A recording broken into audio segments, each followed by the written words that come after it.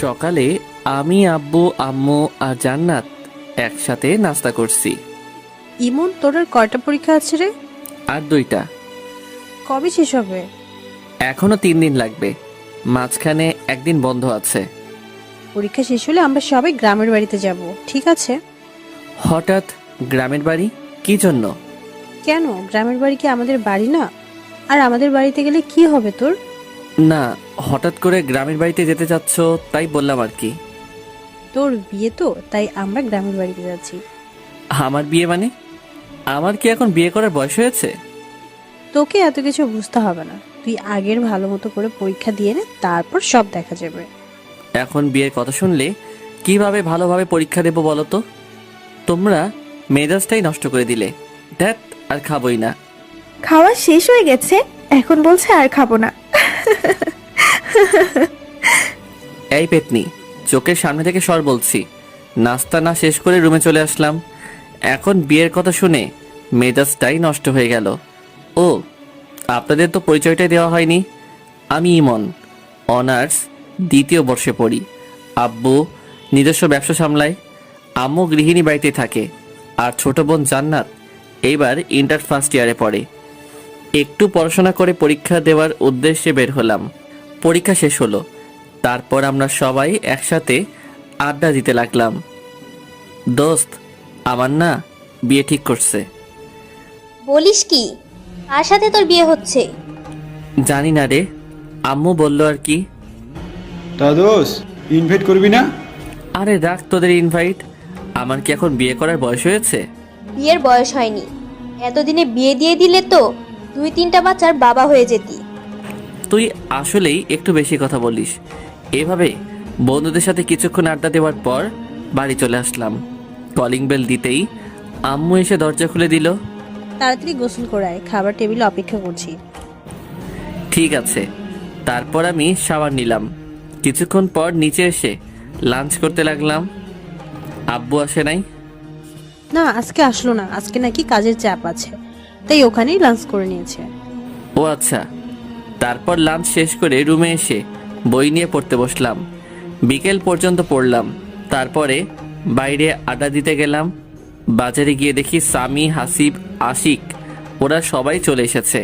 কি খবর মামা, আজকে তো দেরি করলি যে? পড়ছিলাম, একটু দেরি হয়ে গেল। এত পড়ে কি হবে রে? ইমন কি তোদের মতো নাকি? ও পড়াশোনা নিয়ে ব্যস্ত। এইভাবে রাত 8টা পর্যন্ত আমরা আড্ডা দিলাম, ক্যারাম খেললাম, সিগারেট খেলাম। তারপর বাসায় চলে আসলাম, ফ্রেশ হয়ে নিলাম। একটু পরেই আব্বু আসলো, সবাই একসাথে ডিনার করে নিলাম। রুমে গিয়ে পড়তে বসলাম। একটু পড়াশোনা করে আর ভালো লাগছে না, তারপরে ফেসবুকে ঢুকলাম, একটু ঘোরাঘুরি করে ঘুমিয়ে পড়লাম। এভাবে 2টা দিন কেটে গেল। আমার পরীক্ষা শেষ। আম্মু এখন বলছে আমাকে নাকি গ্রামের বাড়ি যেতে হবে বিয়ে করতে। এ তো এক মহা ঝামেলায় পড়লাম। আম্মু, এখন বিয়ে না করলে হয় না? না, হয় না, তোকে বিয়ে করতে হবে। আম্মু প্লিজ, এখন জোর করো না, এখন আমি বিয়ে করতে পারবো না। এত বেশি কথা বলিস কেন? তোর বাবা বিয়ে ঠিক করেছে, বিয়ে তোকে করতে হবে। তাড়াতাড়ি রেডি হয়ে নে, গ্রামের বাড়িতে যা। তারপর আম্মু আব্বু আমাকে একরকম জোর করে গ্রামের বাড়িতে নিয়ে যাওয়ার জন্য রাজি করালো। রাজশাহী শহর থেকে আমাদের গ্রামে যেতে প্রায় 3 ঘন্টার মতো সময় লাগে। আমরা ট্রেনে করে গ্রামের বাড়িতে যাচ্ছি। আমার মনটা একদম খারাপ। আমাকে জোর করে বিয়ে দিয়ে দিচ্ছে, একেবারে বাল্যবিবাহ। 4 ঘন্টা পর আমরা আমাদের গ্রামে পৌঁছালাম। অনেকদিন পর গ্রামে আসছি। পড়াশোনার জন্য গ্রামে তেমন আশাই হয় না। গ্রামের পরিবেশ আমার খুব ভালো লাগে। চাচা আমাদের জন্য গাড়ি পাঠিয়ে দিয়েছে। 30 মিনিটের রাস্তা পেরোনোর পরেই আমরা চাচার বাড়িতে পৌঁছে গেলাম, মানে আমাদের বাড়িতেই। দেখলাম আমাদের গ্রামের বাড়িটা খুব সুন্দর করে সাজানো হয়েছে। আমি তো কিছুই বুঝতে পারলাম না। আমি আম্মু আব্বুর পেছনে পেছনে ভিতরে ঢুকলাম। আমার দিকে সবাই এভাবে তাকিয়ে আছে কেন? আর বাড়ি ভর্তি এত আত্মীয় স্বজন কেন এসেছে? আমি আম্মুকে ডাক দিলাম, এসব কি হচ্ছে? আমি তো কিছুই বুঝতে পারছি না। কি বুঝবি তুই? তোমরা আমাকে তো জোর করে বিয়ে দেওয়ার জন্য নিয়ে আসলে, তাহলে চাচার বাড়িতে এত সব আয়োজন কিসের? আমি তো কিছুই বুঝতে পারছি না। নীলার সাথে তোর বিয়ে ঠিক হয়েছে। আম্মু, মজা করো না তো। কার সঙ্গে বিয়ে ঠিক হয়েছে বলো তো তুমি? তো চাচার মেয়ে নীলার সাথে তোর বিয়ে ফাইনাল। না, এ হতে পারে না। ওর মতো একটা পিচ্চি মেয়েকে আমি বিয়ে করতে পারবো না। আর ও তো আমার চাচাতো বোন হয়। ওর সাথে কি আমার বিয়ে হয় নাকি? তোকে এত কথা বলা লাগবে না, আগামীকালকে তোদের বিয়ে। এখন তুই প্রস্তুত হয়ে নে। আম্মু, তোমরা না আমার নিজের লোক, তোমরা আমার সাথে এরকম করতে পারলে? শোন, যেটা ভালো হয় সেটাই আমরা করছি। নীলা খুব ভালো মেয়ে, ওকে বিয়ে করলে তুই সুখে থাকতে পারবি। ওর মতো একটা পিচ্চি মেয়েকে আমি কোনো মতেই বিয়ে করতে পারবো না।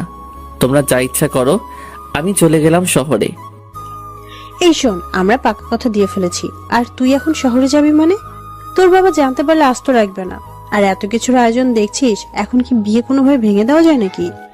তোকে বিয়ে করতে হবে। তারপর আম্মু আব্বুকে ডাক দিল। আব্বু আর আম্মু একসাথে আমাকে প্যারা দিতে লাগলো। আমাকে কোনো কথা বলার সুযোগই দিল না। আমাকে রেখে আম্মু আর আব্বু চলে গেল। এদিকে চাচার বাড়িতে অনেক মানুষ আমাকে দেখতে আসছে, মনে হয় কখনো দেখেনি। আমি চুপচাপ বসে আছি। একের পর এক রুমের ভিতরে আসতেই আসে। একটু পর নীলা ও তার সাথে কয়েকটা মেয়ে রুমের ভেতরে আসলো। কেমন আছো তুমি? তোরা তো আমাকে ভালো থাকতে দিচ্ছিস না। ও মা, হবু বউয়ের সাথে কেউ তুই করে কথা বলে নাকি? আরে রাখ তোর বউ, আমি তোকে কখনো বিয়ে করতে পারবো না। ছি ছি, কি সব বাজে কথা বলছো তুমি? শোনো, এরা হলো আমার বান্ধবী, তোমার সাথে পরিচয় করিয়ে দেওয়ার জন্য নিয়ে আসলাম। আমি কি বলবো ভেবে পাচ্ছি না। এরা তো সবাই একদল পিচ্চি। নীলা সবেমাত্র এসএসসি পরীক্ষা দিয়েছে। এসব পিচ্চিদের সাথে আমার একদমই কথা বলতে ইচ্ছে করছে না। আমি ফোনটা বের করে টিপতে লাগলাম। একটু পরে আবার নীলা আসলো। ওগো শুনছো, ওয়াশরুমটা ওইদিকে, যাও গিয়ে শাওয়ার নিয়ে আসো। নাকি আমার কোনো হেল্প লাগবে? নীলা শোন, আমি তোর ভাই না? ভাইয়ের সাথে কেউ এরকম বলে নাকি? হ্যাঁ, তোর আর আমার কখন এইসব হয় নাকি? দেখো, তুমি যদি আর একবার ভাই বোনের কথা বলো, তাহলে কিন্তু আমি শাশুড়ি আম্মাকে বিচার দিব। চুপ তুই। তোর মতো একটা পিচ্চি মেয়েকে আমি কখনো বিয়ে করতে পারবো না। চোখের সামনে থেকে সর বলছি। নীলা মুখ গোমরা করে চলে গেল। আমি কি করব ও মুখ গোমরা করলে? ওর সাথে আমার কখনো এরকম হয় নাকি? একটু পর আম্মু আসলে রুমে। এই, তুই নীলাকে কি বলেছিস? কই কিছু বলি নাই তো। বলেছে আম্মু, আমার সাথে খুব খারাপ ব্যবহার করেছে, এমনকি আমাকে মেরেছে। আরে আজব তো, আমি তোকে কখন মারলাম? আম্মু আমাকে বকাবকি করতে শুরু করলো। থাক আম্মু, ওকে আর কিছু বলো না, এরপর থেকে কিছু বললে তারপর বলবে।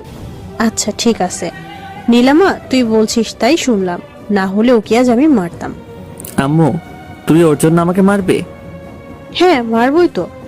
আম্মু, তুমি আমাকে বিশ্বাস পর্যন্ত করছো না। চুপ তুই, নীলা যা বলে তাই কর বলছি। আম্মু চলে গেল। নীলা শুধু চুপি চুপি হাসছে। এটা কি হলো? কিছুই হলো না, তুমি আমার কথা না শুনলে এরকমই হবে, ঠিক আছে? তুই আমার সাথে এরকম করবি? এইরকমই করব। এখন যাও বলছি, শাওয়ার নিয়ে আসো। যাব না। তোর বাপের কি? কি? কই মিথ্যা বলছি, আম্মুকে ডাকবো? না থাক। ওকে যাও, শাওয়ার নিয়ে আসো। তোর কথা মতো নাকি? আবার থামো, দেখাচ্ছি মজা। এই বলে নীলা আমাকে ঠেলতে ঠেলতে ওয়াশরুমের মধ্যে নিয়ে গেল। ওয়াশরুমের ভিতরে গিয়ে দরজা বন্ধ করে দিল। এই এই এই, এটা কি করছিস তুই? বেশি কথা বলো না, চুপচাপ শাওয়ারের নিচে গিয়ে দাঁড়াও। কি? আমি তোর সামনে গোসল করব? যা বলছি তুই এখান থেকে। এই যে মিস্টার, চোখ নামিয়ে কথা বলো, নয়তো আমি কিন্তু চিৎকার করব। চিৎকার করবি মানে? চিৎকার করব, আর সবাইকে বলবো তুমি আমাকে ওয়াশরুমে নিয়ে এসে দরজা বন্ধ করে দিয়েছো। এই না না, এমন করিস না, আমার লক্ষ্মী বোন। কি? তুমি আবার আমাকে বোন বলছো? দাঁড়াও দেখাচ্ছি। এই বলে নীলা আমার একেবারে কাছে এসে আমার গলা জড়িয়ে ধরলো। আমাকে একটা লিপ কিস দিয়ে পালিয়ে গেল। ওর মতো একটা মেয়ে আমাকে কিস করলো। ওকে তো কোনোভাবেই বিয়ে করা যাবে না, আমার জীবনটা একেবারে শেষ করে দেবে। তারপরে আমি শাওয়ার নিলাম। হায় রে, ওয়াশরুমে আমি তো কোনো কাপড় নিয়ে আসি নাই। এখন আমি কি করব? এই অবস্থায় আমি কিভাবে বাইরে যাব? ওয়াশরুমের দরজা খুলে একটু মুখ বাড়াতেই দেখলাম নীলা বিছানার উপর বসে আছে। ওই নীলা, আমি না ওয়াশরুমের ভেতরে কিছুই নিয়ে আসি নাই। ব্যাগ থেকে আমার কিছু কাপড় দে না প্লিজ। এইভাবে বললে হবে না, মিষ্টি করে বলো, তারপরে আমি দিয়ে যাচ্ছি। মিষ্টি করে কিভাবে বলবো? তুমি বলো, ওগো শুনছো, ব্যাগ থেকে আমার কিছু কাপড় দিয়ে যাও না। কি আর করব? নীলার কথা শোনা ছাড়া আমার তো আর কোনো উপায় নেই। ওগো বউ, শুনছো? ব্যাগ থেকে আমার কিছু কাপড় দিয়ে যাও না। নীলা হাসতে হাসতে কাপড় নিয়ে আমার সামনে এসে দাঁড়ালো। আর কোনো হেল্প লাগবে নাকি? মানে? না, চেঞ্জ করার। আমি অমনি দরজা আটকে দিলাম। ওর মতো একটা পিচ্চি মেয়ের সাথে আমি কিভাবে সারা জীবন কাটাবো? তারপরে চেঞ্জ করে রুমের ভিতরে আসলাম। দেখলাম নীলা সোফায় বসে আছে। কি তোর সমস্যা কি? তুই সব সময় এখানে কি করছিস? তুমি আমার সাথে ভালোভাবে কথা বলবি কিন্তু, না হলে। না হলে? না হলে কি করবি তুই? তোর মতো একটা পিচ্চি মেয়ে আমাকে শুধু বিরক্ত করতে জানিস। ওকে, আর বিরক্ত করব না, এখন শুধু ভালোবাসবো। এই বলে নীলা আমার কাছে আসতে থাকলো। আমি আস্তে আস্তে পেছনে সরে যাচ্ছি। সরতে সরতে দেওয়ালের সাথে আটকে গেলাম। এই পিচ্ছি, একদম কাছে আসবি তো বলছি। নীলা আস্তে আস্তে আমার একেবারে কাছে চলে আসলো। ভয় করছো কেন? কালই তো আমাদের বিয়ে, তারপর তো সব ঠিক হয়ে যাবে, তাই না? তুই সর বলছি। ওকে চলো, নিচে সবাই লাঞ্চ করার জন্য অপেক্ষা করছে। তুই যা, আমি তোর সাথে যাব না। বেশি কথা বলো না, একসাথে চলো বলছি, না হলে কিন্তু আবার কাছে আসবো। না না, কাছে আসিস না, চল তোর সাথে যাব। তারপর আমি নিচে গিয়ে লাঞ্চ করার জন্য একটা চেয়ারে গিয়ে বসলাম। সবাই আমাদের দিকে তাকিয়ে আছে। আমাদের বলতে আমার আর নীলার দিকে সবাই হা করে তাকিয়ে আছে। নীলার আম্মু মানে চাচি বলল, নীলা তুই জামাইয়ের পাশে গিয়ে বস। আমি তো একদম অবাক। চাচি আমাকে আগেই জামাই বলছে। না কোনো পাগলের পাল্লায় পড়লাম রে, যে কিছুই বুঝতে পারছি না। এদিকে নীলা আমার পাশের চেয়ারে বসে আমাকে শুধু বিরক্ত করে যাচ্ছে। পা দিয়ে শুধু আমার পায়ে টোকা দিচ্ছে। আমি তাড়াতাড়ি লাঞ্চ শেষ করে রুমে এসে দরজা বন্ধ করে দিলাম, যাতে পিচ্চিটা আমাকে বিরক্ত করতে না পারে। আমি ফোনটা বের করে স্বামীকে একটা ফোন দিলাম। মামা কি খবর, কি করছিস? আর বলিস না, এখানে আমার একদম ভালো লাগছে না। কবে যে বাসায় আসবো রে। কেন ভালো লাগছে না কেন? এখানে সব পিচিদের পাল্লায় পড়েছি, আমার একদমই ভালো লাগছে না। আচ্ছা মামা, তাহলে থাক, আমরা সবাই এখন ব্যস্ত আছি, পরে কথা হবে। কিসের ব্যস্ত? আরে তোদের বাড়িটা সুন্দর করে সাজিয়ে দিচ্ছি মামা, আসল ঘরটা এমন করে সাজিয়েছি না, খেলা হবে। রাখ তোর খেলা। তারপরে ফোনটা কেটে দিলাম। ফেসবুকে ঢুকে অযথাই ঘোরাঘুরি করলাম, কিছুই যে ভালো লাগছে না। এদিকে তো ফেসবুকে শুধু মেসেজ আসতেই আছে, সবাই উইশ করছে, বিয়ের উইশ। আমি বুঝতে পারলাম না এত বন্ধু বান্ধব ফেসবুকে, এরা আমার বিয়ের কথা জানলো কিভাবে। তারপরে দেখলাম আশিক আমার বিয়ে নিয়ে ফেসবুকে একটা পোস্ট করেছে। মেজাজটাই তো গরম হয়ে গেল। তারপরে বিকেল হয়ে আসলো। এদিকে নীলা এসে বারবার আমাকে বিরক্ত করছে। একটু পরপরই আমার রুমে আসছে, এটা সেটা বলছে। ওর বান্ধবীরা আমাকে নিয়ে হাসাহাসি করছে। আমি বুঝতে পারলাম না ওদের মতো এক একটা পিচ্চিদের সাহস কিভাবে হয় আমাকে নিয়ে হাসাহাসি করার। আমি কিছুই বললাম না, কারণ এখানে অনেক আত্মীয় স্বজন আছে। ওরা যদি জানতে পারে তাহলে কি বলবে। তারপরে রাত হয়ে আসলো, বিয়েটা তাহলে হয়ে যাচ্ছে। আমি কিছু করতে পারছি না। কি আজব, চাচাতো বোনের সাথে বিয়ে, ভাবতেই কেমন লজ্জা লাগছে। তাও একটা পিচ্চি মেয়ে, যে কিনা এবার এসএসসি দিল মাত্র। বাইরে সবাই অনেক আনন্দ করছে, গান বাজছে খুব জোরে। আমি রুমের মধ্যে বসে আছি, নিচে সবাই যে যার মতো ব্যস্ত। রুমের মধ্যে বসে মোবাইল টিপতেছি, এমন সময় নীলা আসলো। কি ব্যাপার মশাই, একা একা রুমের মধ্যে?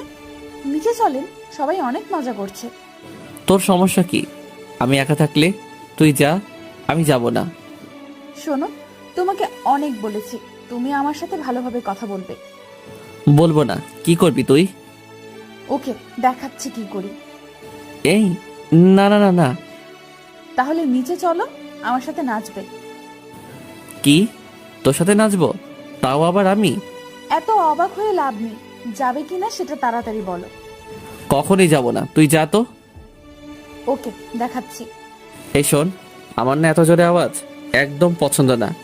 জোরে সাউন্ড হলে আমার মাথায় সমস্যা হয়, তার জন্যই আমি নিজে যেতে চাচ্ছি না আর কি। সত্যি বলছো? হ্যাঁ, একদম সত্যি। ওকে, তাহলে নিচে যাওয়া লাগবে না, আমরা দুজন এখানে বসে গল্প করব। এই শোন, এখন দুজন একসাথে থাকলে মানুষ কি বলবে? হ্যাঁ, কে কি বললো সেটা দেখার বিষয় না, আমি আমার জামাইয়ের সাথে বসে গল্প করছি, তাতে মানুষের কি? তোর জামাই হতে আমার বয়েই গেছে। ফিসফিস করে কি বললে? কই কিছু না তো, কিছু বলি নাই। এইভাবে দুজন অনেকক্ষণ ধরে বসে গল্প করলাম। গল্প নয় তো, অনেকটা ঝগড়ার মতো। এই নীলা শোন, আমার না এখন ঘুম পাচ্ছে, অনেক রাত হয়ে গেছে। তুই এখন যা, আমি ঘুমাবো। আর একটু থাকি না, কেন? তোমার সাথে কথা বলতে খুব ভালো লাগে। আচ্ছা, অনেক কথা বলেছিস, এখন যা, আমি ঘুমাবো। নীলা আমাকে একটা কিস করে চলে গেল। আমি এই পিচিটার জ্বালায় আস্তে আস্তে শেষ হয়ে যাচ্ছি। কি করেছে এই পিচির হাত থেকে রেহাই পাবো বুঝতে পারছি না। সকালে আম্মুর ডাকে ঘুমটা ভাঙলো, দেখলাম আম্মু আর জান্নাত এসেছে আমার রুমে। কখন উঠবে? আজ না তোর বিয়ে? বিয়ে হয়েছে তো কি হয়েছে, এত সকালে কেউ ঘুম থেকে উঠে নাকি? এখানে কত মানুষ, তুই যদি এত দেরি করে ঘুম থেকে উঠিস তাহলে সবে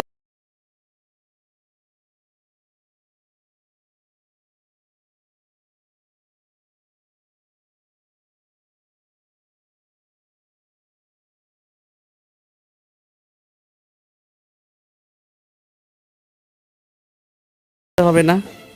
তুমি আমার সাথে এভাবে কেন কথা বলো? তোর মতো একটা পিচির সাথে কিভাবে কথা বলবো শুনি? একটু মিষ্টি করে কথা বলা যায় না? সবার সাথে যেভাবে কথা বলো আমার সাথে সেইভাবে কথা বলবে। কি দরকার? আচ্ছা, আম্মুকে ডাকি। কথায় কথায় এভাবে ভয় দেখানো কিন্তু ঠিক না। আমি তোর চেয়ে অনেক বড়, আমার সাথে ভালোভাবে কথা বলবি। আমি তো ভালোভাবে কথা বলতে চাই, তুমি তো আমার সাথে ভালোভাবে কথা বলো না। তুমি আমার সাথে ভালোভাবে কথা বললে আমি আমার আম্মুর ভয় দেখাবো না। ঠিক আছে, এখন চলো, ব্রেকফাস্ট করবে। তোর সাথে ব্রেকফাস্ট করব না, তুই কালকে আমাকে অনেক জ্বালিয়েছিস। আচ্ছা, আজকে একটুও জ্বালাবো না, চলো তুমি।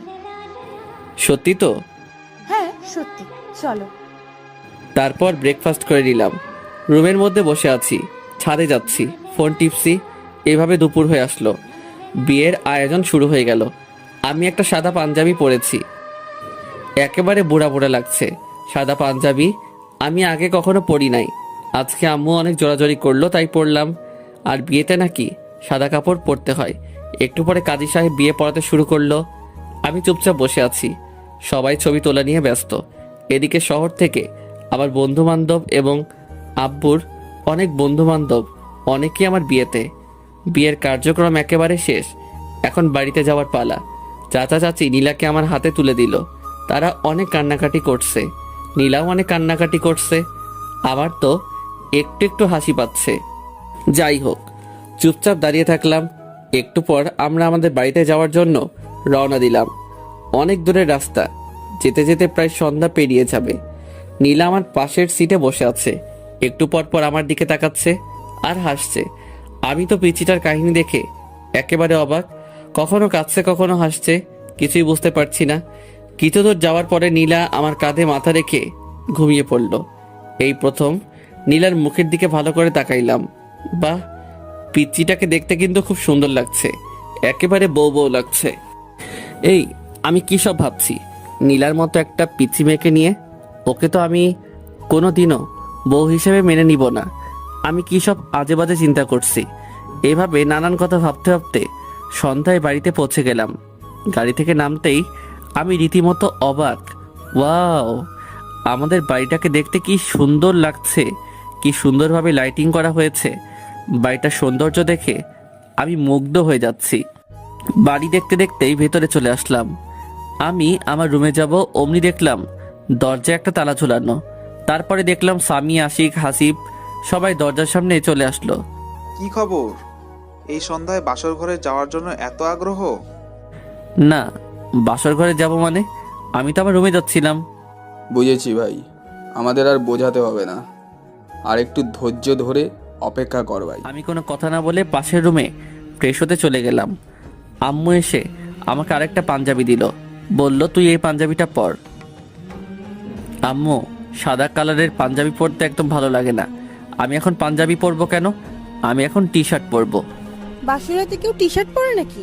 আচ্ছা তুই থাম, আমি সাদাটা চেঞ্জ করে অন্য একটা কালারের পাঞ্জাবি নিয়ে আসছি। আচ্ছা ঠিক আছে। ফ্রেশ হয়ে বন্ধুদের সাথে আড্ডা দিতে লাগলাম। সবাই মিলে অনেক মজা করছি। সবাই তো শুধু বাসর ঘর করছে। আমার তো শুনতে একদমই ভালো লাগছে না। রাত 11টা বেজে গেল। আম্মু আব্বু এসে আমাকে বকাবকি করতে শুরু করে দিল। তোর বুদ্ধি বলতে কিছুই নেই। এখন রাত 11টা বেজে গেছে আর তুই এখনো বসে আছিস? যা তাড়াতাড়ি রুমে যা। মাথা নিচু করে চুপচাপ রুমে যাচ্ছি। দরজার সামনে যেতেই স্বামী আমার কাছে আসলো। মামা, বালিশের নিচে রাখা আছে। তোর শালা শত সামনে থেকে। তারপর আমি দরজা খুলতেই পুরোপুরি অবাক হয়ে গেলাম। রুমটা এত সুন্দর করে সাজানো আমি কিছুতেই বোঝাতে পারবো না। আমি এদিকে ওদিকে ঘুরে রুমটা দেখতে লাগলাম। বিছানাটাও খুব সুন্দর করে সাজানো। চোখ পড়লো নীলার দিকে। দেখলাম বিছানার মাঝখানে ঘোমটা দিয়ে বসে আছে। আমি সোফায় গিয়ে বসে পড়লাম। আই, তুমি সোফায় কেন বসলে? তোর মাথায় বসবো নাকি? বাসর রাতে কেউ কারোর মাথায় বসে না। তুমি আমার সামনে এসে বসো। তোর সামনে আমি বসবো না। এটা কিন্তু বাড়াবাড়ি হয়ে যাচ্ছে। কাছে আসো বলছি। শোন, তোর মতো একটা পিচ্চি মেয়েকে আমি বউ হিসেবে কখনোই মেনে নেব না। কেন, আমার দোষ কি? কি করেছি আমি? জানি না কি তোর দোষ, কিন্তু তোর মতো একটা পিচ্চি মেয়েকে আমি আমার বউ করে নিতে পারবো না। কেন আমাকে বউ হিসেবে মেনে নিবে না? তাহলে কেন আমাকে বিয়ে করলে? আব্বু আম্মুর জোরাজোরিতে তোকে বিয়ে করেছি, না হলে কখনোই তোর মতো পিচ্চিকে আমি বিয়ে করতাম না। বিয়েটা কি একটা ছেলে খেলা পেয়েছো নাকি, যে তুমি তোমার আব্বু আম্মুর জোরাজোরিতেই আমাকে বিয়ে করবে আর আমার জীবনটা নষ্ট করে দেবে? তোর জীবন নষ্ট করতে চাইনি। বিয়ে করেছো আর এখন বলছো বউ হিসেবে মানি না? দেখাচ্ছি তোমায়। নীলা বিছানা থেকে নেমে আমার কাছে আসছে। দেখ পিচ্চি, একদম আমার কাছে আসার চেষ্টা করবি না, না হলে কিন্তু খবর আছে। কি করবে তুমি শুনি? মারবো তোকে। আম্মু, আম্মু, তোমার ছেলে আমাকে মারছে। এই পিচ্চি, চিৎকার করছিস কেন? আমি তোকে কখন মারলাম? মারতে চেয়েছো তো নাকি? মারতে চেয়েছি কিন্তু মারি নাই তো। আচ্ছা তোকে মারবো না, এখন আমি ঘুমাবো। আর একটা কথাও বলবি না। ওই বাসর রাতে কেউ ঘুমায় নাকি? আর তুমি বিছানায় চলো। সোফায় কেন বসে আছো? তোর কাছে আমি যাব না, আমার থেকে দূরে থাকবি। কি দূরে থাকবো? দাঁড়াও দেখাচ্ছি। এই বলে নীলা আমার কোলে এসে বসলো। এই পিচ্চি, কি করছিসটা কি? ওঠ বলছি। উঠবো না, আর তুমি এত কথা বলবে না, না হলে কিন্তু আমি চিৎকারও করব, তখন বুঝবে কি হয়। না, চিৎকার করিস না। তারপরে নীলা আমার হাত ধরে আমাকে বিছানায় নিয়ে গেল। তোর সঙ্গে একসাথে ঘুমাতে পারবো না। ঘুমাতে কে বলছে? তাহলে দেখবে। কি দেখবো?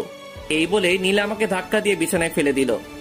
তারপরে আমার বুকের উপরে উঠে গলা জড়িয়ে ঠোঁটে ঠোঁট লাগিয়ে দিল। নীলা আমার বুকের উপরে থাকায় আমি কিছুতেই ওকে নামাতে পারছি না, আর এদিকে কিছু বলতেও পারছি না, কারণ চার ঠোঁট একসাথে বন্দী হয়ে আছে। অনেকক্ষণ পর নীলা আমাকে ছাড়লো। দুজনেই অনেক হাঁপাচ্ছি, কেউ কোনো কথা বলতে পারছি না। একটু পরে নীলা আমার বুকের উপর মাথা রেখে শুয়ে পড়ল। এই পিচ্চি, তোকে অনেকক্ষণ থেকে সহ্য করছি, এখন আমার উপর থেকে নাম বলছি। শোনো, তুমি বেশি কথা বলবে না বলছি, না হলে কিন্তু আমি। আমার অনেক ভারী লাগছে তো।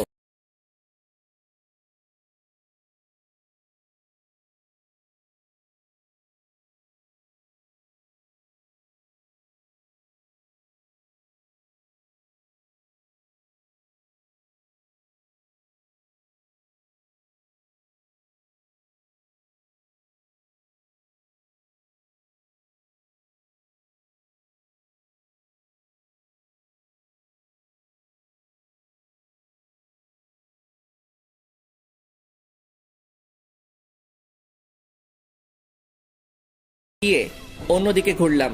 নীলা আমাকে পেছন থেকে জড়িয়ে ধরছে। নীলা হয়তো আমার আদর পাওয়ার জন্য অপেক্ষা করছে, কিন্তু আমি এই পিচ্চি মেয়েটাকে কিছুতেই বউ হিসেবে মানতে পারছি না। নীলা নড়াচড়া করছে, আমি চুপচাপ শুয়ে আছি। একটু পর পর আমাকে ছাড়ছে, আবার জড়িয়ে ধরছে।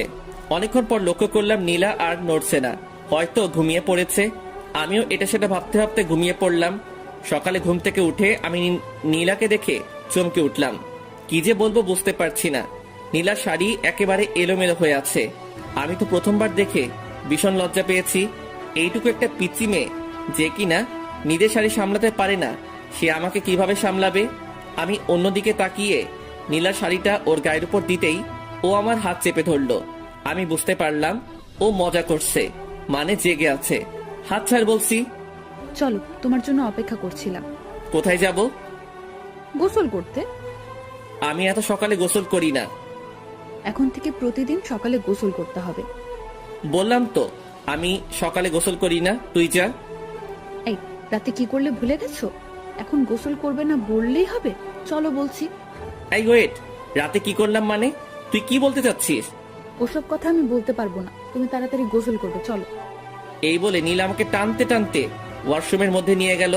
আমি তো একেবারে ভেবাচেকা খেয়ে গেলাম। নীলের সাথে এসব কি করলাম আমি, ভাবতে লজ্জা লাগছে। নীলা শাওয়ার ছেড়ে দিল, অমনি আমার ধ্যান ভেঙে গেল। এই কি করছিসটা কি? কেন, গোসল করছি। এই বলে দুজন একসাথে? তুই বাইরে যা। এই শোনো, এখন থেকে দুইজন একসাথে গোসল করবো, ঠিক আছে? না, একসাথে কখনোই গোসল করব না, তুই বের হয়ে যা বলতেছি। নীলা আমাকে জড়িয়ে ধরলো, দুজনেই কাক ভেজা হয়ে ভিজে গেছি। তারপরে নীলা আমাদের কাপড়গুলো ছাদে শুকাতে দিয়ে আসলো। আমি রুমের মধ্যে বসে আছি। একটু পর নীলা আসলো, এসে চিরুনি করতে লাগলো। নীলা একটু পর পর আমার দিকে তাকাচ্ছে আর হাসছে। আমি তো শুধু রাতের কথাই ভাবতেছি, কি করলাম এগুলা। জান্নাত রুমের মধ্যে আসলো। ভাইয়া, তোমরা নিচে চলো, ব্রেকফাস্ট করার জন্য সবাই বসে আছে। তারপরে আমরা তিনজন একসাথে নিচে গেলাম, গিয়ে ব্রেকফাস্ট করতে লাগলাম। আম্মু খাবার সার্ভ করে দিচ্ছে। বড় আম্মু, এগুলো আমাকে দাও, আমি সার্ভ করে দিচ্ছি। তুমি বরং বসে পড়ো, একসাথে খেয়ে নাও। এই পাগলি মেয়ে, এখন তো আমি তোর বড় আম্মু নই, এখন আমাকে শুধু আম্মু বলে। ঠিক আছে আম্মু, তুমি বসে পড়ো, আমি সার্ভ করছি। এই না, তুই তো অনেক ছোট, তুই এখন এগুলা করবি না, বড় হয়ে তারপরে করবি। ঠিক আছে আম্মু। তারপরে আমি ব্রেকফাস্ট শেষ করে ছাদে গেলাম। বসে বসে শুধু রাতের কথাই ভাবছি, কি বলতে কি করে ফেললাম। একটু পরে আশিক, হাসিব, সামি এরা ছাদে আসলো। কি খবর মামা, কেমন এনজয় করলি? খুব ভালো, তোরাও এবার একটা করে বিয়ে করে ফেল। করব, সময় হলে ঠিকই করব। তাড়াতাড়ি। এভাবে বন্ধুদের সাথে অনেকক্ষণ আড্ডা দিলাম। একটু পর নীলার বাড়ির লোকজন আসবে। আব্বু আমাকে বাড়িতে থাকতে বলতেছে। আশিক, হাসিব এরা সবাই নিচে চলে গেল, ওদের নাকি কিছু কাজ আছে। আমি ছাদে বসে আছি, রুমে যাচ্ছি না, কারণ রুমে গেলে নীলা দুষ্টামি করতে শুরু করবে। কিছুক্ষণ পর নীলা আমাকে খুঁজতে খুঁজতে ছাদে চলে আসলো। তুমি এখানে কি করছো? আর আমি তোমাকে সারা বাড়ি খুঁজে পাচ্ছি না। আমাকে কেন খুঁজছিস? না, এমনি। তুমি আমার কাছাকাছি না থাকলে আমার ভালো লাগে না। কিন্তু আমার তোর কাছে থাকতে একদম ভালো লাগে না, তাই তোর থেকে দূরে আছি। যা, এখন তুই নিচে যা, আমাকে আমার মতো থাকতে দে। শোনো, তুমি কিন্তু এরকম করলে আমি আম্মুর কাছে বিচার দিব। কি বারবার আম্মু আম্মু করে ভয় দেখাস? যা তো চোখের সামনে থেকে। নীলা ছাদ থেকে নিচে চলে গেল। একটু পর আম্মুকে ডেকে নিয়ে আসলো ছাদে। এই, তুই বৌমার সাথে ভালোভাবে কেন কথা বলি? কই, ভালোভাবেই তো কথা বলি। না আম্মু, আমার সাথে একদম ভালোভাবে কথা বলে না, আমাকে শুধু কথায় কথায় ধমক দেয়। এরপর থেকে যদি বৌমার সাথে এরকম ব্যবহার করিস তাহলে কিন্তু খবর আছে। তোর আব্বুর সাথে সবকিছু বলবো, তারপর বুঝবি। না আম্মু, এরপর থেকে আর ধমক দিয়ে কথা বলবো না। এবার থেকে ভালোভাবে কথা বলবো, ঠিক আছে? আচ্ছা ঠিক আছে, এরপর থেকে আর যেন এরকম কিছু না শুনি। আচ্ছা ঠিক আছে আম্মু। তারপরে আম্মু চলে গেল। নীলা মুচকি হাসছে। এই পিচ্ছি, আমাকে বারবার বকা খাওয়াতে তোর বুঝি ভালো লাগে? না, একদমই ভালো লাগে না। আমার প্রাণের স্বামী ছোট বাচ্চাদের মতো তার আম্মু আব্বুর কাছে বকা খায়, এগুলো আমার একদমই ভালো লাগে না। তাহলে কেন বারবার আম্মুর কাছে বিচার দিস? কারণ তুমি আমার সাথে ভালোভাবে কথা বলো না, আমার কথা একটাও শোনো না। আচ্ছা, এবার থেকে শুনবো। আর শোন, রাতের ওই বিষয়টার জন্য সরি। আসলে আমি ঘুমের মধ্যে কি করেছি বুঝতে পারি নাই। প্লিজ তুই কিছু মনে করিস না। কি হলো, হাসছিস কেন? তুমি তো রাতে কিছুই করোনি, আমি এমনিতেই মজা করে ওগুলো বলেছিলাম। কি শয়তাননি, তুই আমার সাথে একদম এগুলো করবি না। আচ্ছা, এবার থেকে আর ওরকম করব না। চলো এবার নিচে চলো। নিচে যাচ্ছি। এমন সময় নীলা চিৎকার দিয়ে উঠলো। অমনি আম্মু আর জান্নাত চলে আসলো। কি হয়েছে, চিৎকার করলি কেন? আম্মু পায়ে মচকা লেগেছে। কি ব্যাপার ইমন, তুই থাকতে নীলার পায়ে মস্কা লাগলো কিভাবে? আজব তো, ওর পায়ে মচকা লাগলে সেটা আমি কিভাবে বলবো? আম্মু আমি কিছুতেই হাঁটতে পারছি না, পায়ে খুব ব্যথা করছে। ইমন, তুই নীলাকে কোলে করে রুমে নিয়ে যা। কি? আমি কাউকে কোলে নিতে পারবো না। যেটা বলছি সেটা কর। কি আর করব? নীলাকে কোলে করে রুমে নিয়ে গেলাম। আম্মু ফ্রিজ থেকে বরফ দিয়ে গেল আর বলল নীলার পায়ে বরফ দিয়ে দিতে। আমি আম্মুর কথা মতো নীলার পায়ে বরফ দিয়ে দিলাম। নীলা শুধু আমার দিকে তাকিয়ে মুচকি হাসছে। হাসছিস কেন? আমি কোনো ব্যথা পাইনি, শুধু তোমার কোলে ওঠার জন্য এগুলো করলাম। কি? থাম, তোকে দেখাচ্ছি। এই বলে আমি নীলাকে বালিশ দিয়ে মারতে শুরু করলাম। নীলা দৌড়ে দৌড়ে পালাচ্ছে, আমিও ওর পিছু পিছু দৌড়াচ্ছি। তারপরে এই বলে আমি নীলাকে বালিশ দিয়ে মারতে শুরু করলাম। নীলা দৌড়ে দৌড়ে পালাচ্ছে, আমিও ওর পিছু পিছু দৌড়াচ্ছি। তারপরে নীলা হোঁচট খেয়ে মেঝেতে পড়ে গেল। ও মা গো, মরে গেলাম। তুই আবার আমাকে বোকা বানাচ্ছিস? থাম, তোকে দেখাচ্ছি। এই বলে আমি নীলাকে বালিশ দিয়ে মারতে শুরু করলাম। নীলা পায়ে হাত দিয়ে বসে আছে। শোনো, আমি সত্যিই বলছি, এবার আমার পায়ে খুব লেগেছে, খুব ব্যথা পাচ্ছি। কই দেখি তোর পা। দেখলাম নীলার পা অনেকটা ফুলে আছে। আমি বুঝতে পারলাম এবার ওর পায়ে সত্যি সত্যি লেগেছে। আমি নীলাকে উঠিয়ে বিছানায় শুইয়ে দিলাম। তারপর নীলার পায়ে বরফ লাগিয়ে দিলাম। একটু পর নীলার বাড়ির লোকজন আসলো। আমি আর নীলা সবার সাথে কথা বললাম। আম্মু বলল আমাকে নাকি আজকে নীলার বাড়িতে যেতে হবে, এটা নাকি নিয়ম। আমি অনেক অজুহাত দেখিয়ে না যাওয়ার চেষ্টা করলাম, কিন্তু আমাকে জোর করে পাঠিয়ে দিল। বিকেলের দিকে আমি নীলা আর জান্নাত রওনা দিলাম শ্বশুর বাড়িতে। পৌঁছাতে পৌঁছাতে রাত্রি হয়ে গেল। ওখানে পৌঁছে ফ্রেশ হয়ে ডিনার করে নিলাম। নীলার বাড়িতে এখনো অনেক আত্মীয় স্বজনরা আছে। এখানে এসে জামাই আদর ভালোই পেলাম। রাতে রুমে বসে আছি, এমন সময় নীলা আসলো। আরে চলো না, দুজন ছাদে ঘুরে আসি। ভালো লাগছে না, তুই যা। তুমি সবসময় এরকম করো কেন? কি রকম করি? এই যে, আমার একটা কথাও শোনো না। এই রাত্রিবেলা কেউ ছাদে যায় নাকি? আচ্ছা, ছাদে যাওয়া লাগবে না, আমার কাছে আসো। তোর কাছে যাবো মানে? আমার কাছে আসো, আমি তোমাকে আদর করব। এই আমি কি ছোট নাকি যে আমাকে আদর করা লাগবে? আর তোর আদর নেওয়ার ইচ্ছা আমার নেই। ইচ্ছা না থাকলেও নিতে হবে। তুমি আমার স্বামী, আমি সবকিছু করতে পারি। এই বলে নীলা আমার দিকে এগিয়ে আসতে লাগলো। আমি বসা থেকে উঠে দাঁড়ালাম আর আস্তে আস্তে পিছনে সরতে লাগলাম। নীলা আমার কাছে এসে আমাকে জড়িয়ে ধরলো। আমি নীলাকে ছাড়াতে পারছি না। ওর শরীরে হাত দিয়ে আমি ওকে ছাড়াবো কিভাবে? ওকে ছাড়তে বলবো এমন সময় নীলা আমার মুখ বন্ধ করে দিল। এখন শুধু শব্দ করতে পারছি, এর বেশি কিছু বলতে পারছি না। একটু পর নীলা ওর ঠোঁট সরিয়ে নিল আর আমার বুকে মাথা লুকালো। আমাকে খুব শক্ত করে জড়িয়ে ধরলো। তুই আমার ইচ্ছার বিরুদ্ধে এগুলো করতে পারিস না। আমি তোকে বউ হিসেবে মানি না। আস্তে আস্তে সব মেনে নেবে, এখন শুধু আমাকে সহ্য করো। আর বেশি কিছু করতেই পারবে না, আর এর বেশি কিছুই করতে পারবে না। জোর করে ভালোবাসা পাওয়া যায় না। আমি জোর করেই ভালোবাসা আদায় করে নেব। আমার ঘুম পাচ্ছে, আমাকে ছাড়। তুই আজ কোনো ঘুম হবে না, আজ সারা রাত শুধু রোম্যান্স হবে। তুই পিচ্ছি মেয়ে, তুই রোমান্সের কি বুঝিস? অনেক কিছুই বুঝি। আমি নীলার কাছ থেকে ছুটে বিছানায় এসে শুয়ে পড়লাম। নীলা এসে আবারও পাশে শুয়ে পড়ল। আমি নীলার বিপরীত দিকে তাকাইলাম। নীলা আমাকে পেছন থেকে জড়িয়ে ধরলো। আমি বারবার ছাড়তে বললাম, কিন্তু ও ছাড়লো না। আসলে নীলা আমার কোনো কথাই শোনে না, ওর যেটা মন চায় সেটাই করে। নীলা জোর করে আমার মাথা ওর দিকে ঘুরিয়ে নিল। এই কি চাস তুই বলতো? আমার দিকে তাকিয়ে দেখো, আমার কি লাগবে? সেটা তুই কখনোই পাবি না। বৃথা চেষ্টা করিস না, আমাকে ছেড়ে দে। নীলা এবার চোখ বড় বড় করে তাকালো। আমার তো কেমন ভয় লাগছে ওকে দেখে। নীলা এবার আমার চুল ধরে আমার মাথা ওর বুকের মধ্যে জড়িয়ে ধরলো। আমি ছটফট করতে লাগলাম। এইটুকু একটা পিচ্চিমের কারবার দেখে আমি জোরে নড়াচড়া করতে পারছি না। নীলা খুব শক্ত করে আমার চুল ধরে আছে, একটু নড়তেই আমার চুলে লাগছে। এভাবে নীলার অত্যাচার সহ্য করতে হলো প্রায় 2 ঘন্টার মতো। নীলা ঘুমিয়ে পড়েছে, কিন্তু আমাকে ছাড়ছে না। আমি কোনোভাবেই ওর কাছ থেকে নিজেকে ছাড়াতে পারলাম না। ভাবছি কি করা যায়। মাথায় একটা বুদ্ধি এলো। এখান থেকে বাড়িতে গিয়ে আমি ঢাকায় চলে যাব। ঢাকায় গিয়ে একটা জব করব আর নীলাকে বাসায় রেখে যাব, যাতে ওর অত্যাচার আমাকে না সহ্য করতে হয়। বাহ, দারুণ বুদ্ধি পেলাম। একটু পরে আমি ঘুমিয়ে পড়লাম। সকালে ঘুম থেকে উঠে আমি আজকেও অবাক। নীলা শাড়ির মধ্যে আমাকে পিছিয়ে নিয়েছে, একেবারে 2-3টা প্যাচ দিয়েছে। কি করব বুঝতে পারছি না। এখান থেকে বেরোতে লাগলে নীলার শাড়ি খুলে যাবে।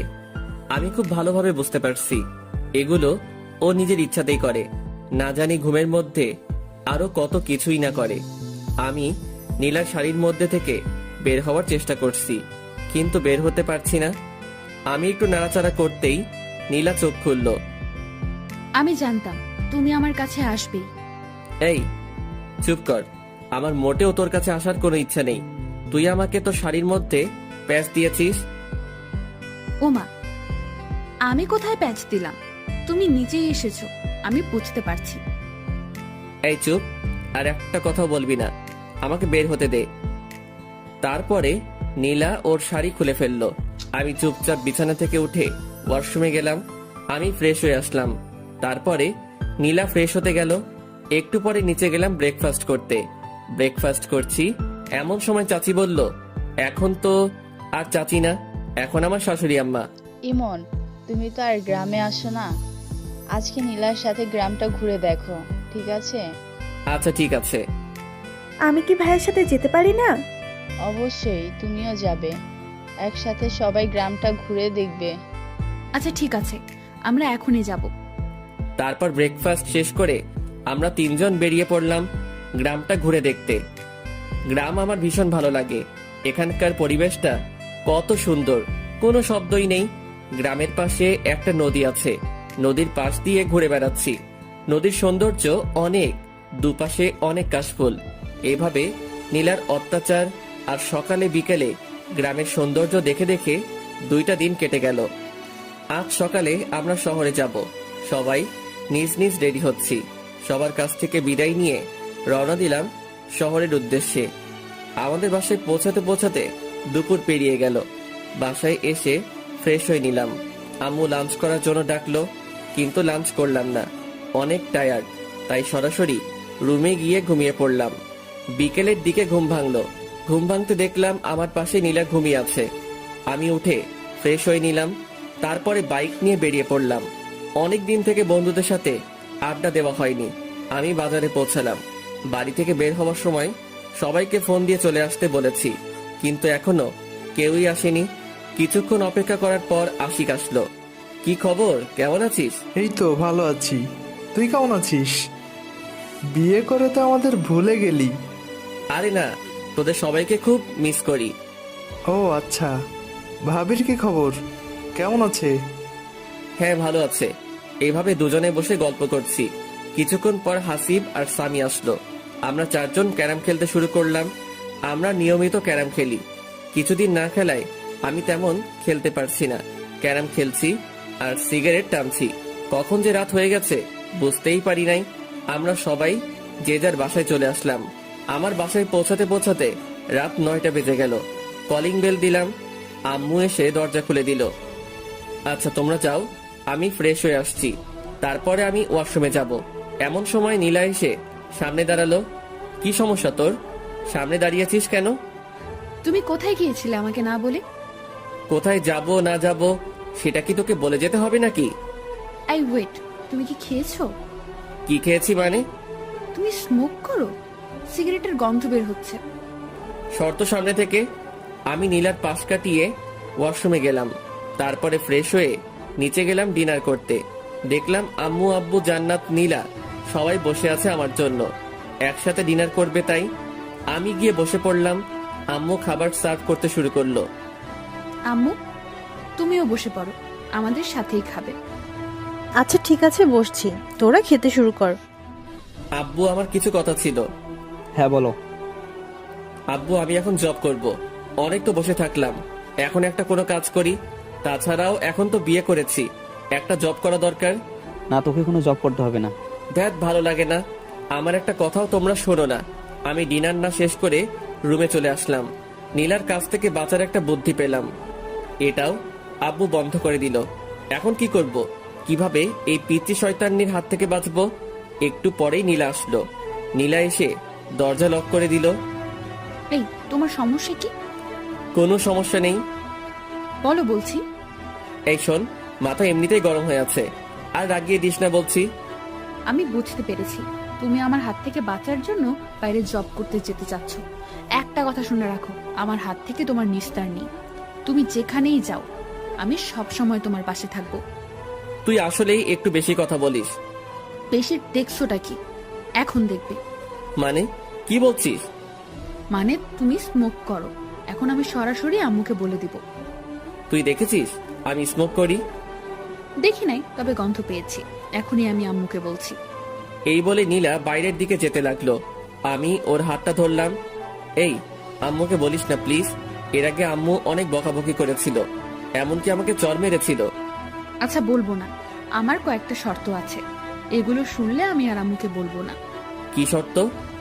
শর্তগুলো মানতে হবে কিন্তু, না হলে আমি সরাসরি আম্মুর কাছে যাব আর গিয়ে বলবো আম্মু তোমার ছেলে আমাকে মেরেছে, আমার সাথে খারাপ ব্যবহার করেছে এবং সিগারেট খেয়েছে। আচ্ছা কি শর্ত বল? আমার সাথে ভালো করে কথা বলতে হবে, মানে তুমি করে কথা বলতে হবে। এসব তুই চলবে না, আমি যা বলবো সেগুলো তোমাকে শুনতে হবে। কখনোই পারবো না। ওকে, তাহলে যাই আম্মুর কাছে, গিয়ে বলি তার ছেলে সিগারেট টানার গল্প। না বলিস না। তাহলে আমার কথা শুনতে হবে। আচ্ছা ঠিক আছে, শুনবো। থ্যাংক ইউ, এ বলে একটা কিস বসিয়ে দিল। আমি শুধু মাথা নিচু করে থাকলাম, কিছুই করতে পারছি না। আবার একটা বুদ্ধি বের করতে হবে। আই কি ভাবছো? না কিছু না। ওকে, তাহলে এখন আমাকে একবার জড়িয়ে ধরো। পারবো না সর। দুইটা অপরাধ করলে। দুইটা মানে? এক, আবার তুই করে কথা বলছো, আর দুই, আমার কথা শোনো নাই। আচ্ছা তুমি করে না বললে হয় না? না হয় না, জড়িয়ে ধরো বলছি। কি আর করব, ইচ্ছা না থাকা সত্ত্বেও নীলাকে হালকা করে জড়িয়ে ধরলাম। নীলা মুচকি হাসলো আর আমাকে শক্ত করে জড়িয়ে ধরলো। নীলা প্লিজ, তুমি আমার কাছ থেকে স্বামীর অধিকার চেও না। আচ্ছা চাইবো না, সময় হলে তুমি এমনিতেই দিবে। আচ্ছা ঠিক আছে, এখন ঘুমাই তাহলে। ঠিক আছে চলো। আজ অন্যদিকে তাকিয়ে ঘুমানোর আগেই নীলা আমাকে সামনাসামনি জড়িয়ে ধরলো। কি করব কিছুই বুঝতে পারছি না। আস্তে আস্তে এই পিচ্চি মেয়েটার মায়ায় পড়ে যাচ্ছি। নীলার প্রতি কি আমার বেশি অন্যায় করা হচ্ছে না? আমি কি ওকে আপন করে নেব? না, কি সব ভাবছি। ও তো আমার চাচাতো বোন। চাচাতো বোন কি আর বউ হয়? আই তুমি কি ভাবছো গো? না কিছু না। বলো বলছি। না তেমন কিছু না। আমার একটা গার্লফ্রেন্ড আছে, ওকে নিয়ে ভাবছি। সত্যি বলছো? হ্যাঁ। তুমি না এখন বিয়ে করেছো? তোমার গার্লফ্রেন্ড থাক বা না থাক, সবকিছু ভুলে যাও। কখনোই পারবো না। এর জন্য তুমি আমাকে আপন করে নিচ্ছ না? হ্যাঁ, নীলা আমাকে ছেড়ে দিল, মনে হয় কষ্ট পেয়েছে। পাক, একটু একটু কষ্ট পেলে আমাকে ছেড়ে চলে যাবে, আর তখনই আমার শান্তি হবে। এই পিচির জ্বালা আমার একদম সহ্য হয় না। তারপরে এটা সেটা ভাবতে ভাবতে ঘুমিয়ে পড়লাম। সকালে ঘুম থেকে উঠে দেখি নীলা আমার পাশে নেই। আজ একটু অবাক হলাম। প্রতিদিন ঘুম থেকে উঠে পিচ্চি যেরকম জ্বালা সহ্য করি, আজকে বেঁচে গেলাম। ব্যাপারটা কি? দেখলাম পিচ্চি গোসল করে বেরিয়ে আসছে, ভেজা চুল নিয়ে। ঘুম থেকে উঠে পড়েছো, যাও গোসল করে আসো। আমার এত সকালে গোসল করতে ভালো লাগে না। দেখো, তুমি যদি সকালে গোসল না করো তাহলে আম্মু ভাববে আমাদের মধ্যে কোনো সম্পর্ক হয়নি, আর তখন তারা অনেক কষ্ট পাবে। তার চেয়ে বরং তুমি গোসল করে আসো। তুই এত কিছু বুঝিস কিভাবে? আবার তুই করে বলছো? ও সরি সরি, তুমি আসলে একটা পিচ্চি। তারপরে আমি ওয়াশরুমে গিয়ে শাওয়ার নিলাম। গোসল শেষ করে রুমে আসতে দেখলাম নীলা চিরুনি করছে। নিচে চলো, আম্মু খাওয়ার জন্য ডাকতে এসেছিল। চল। I stop.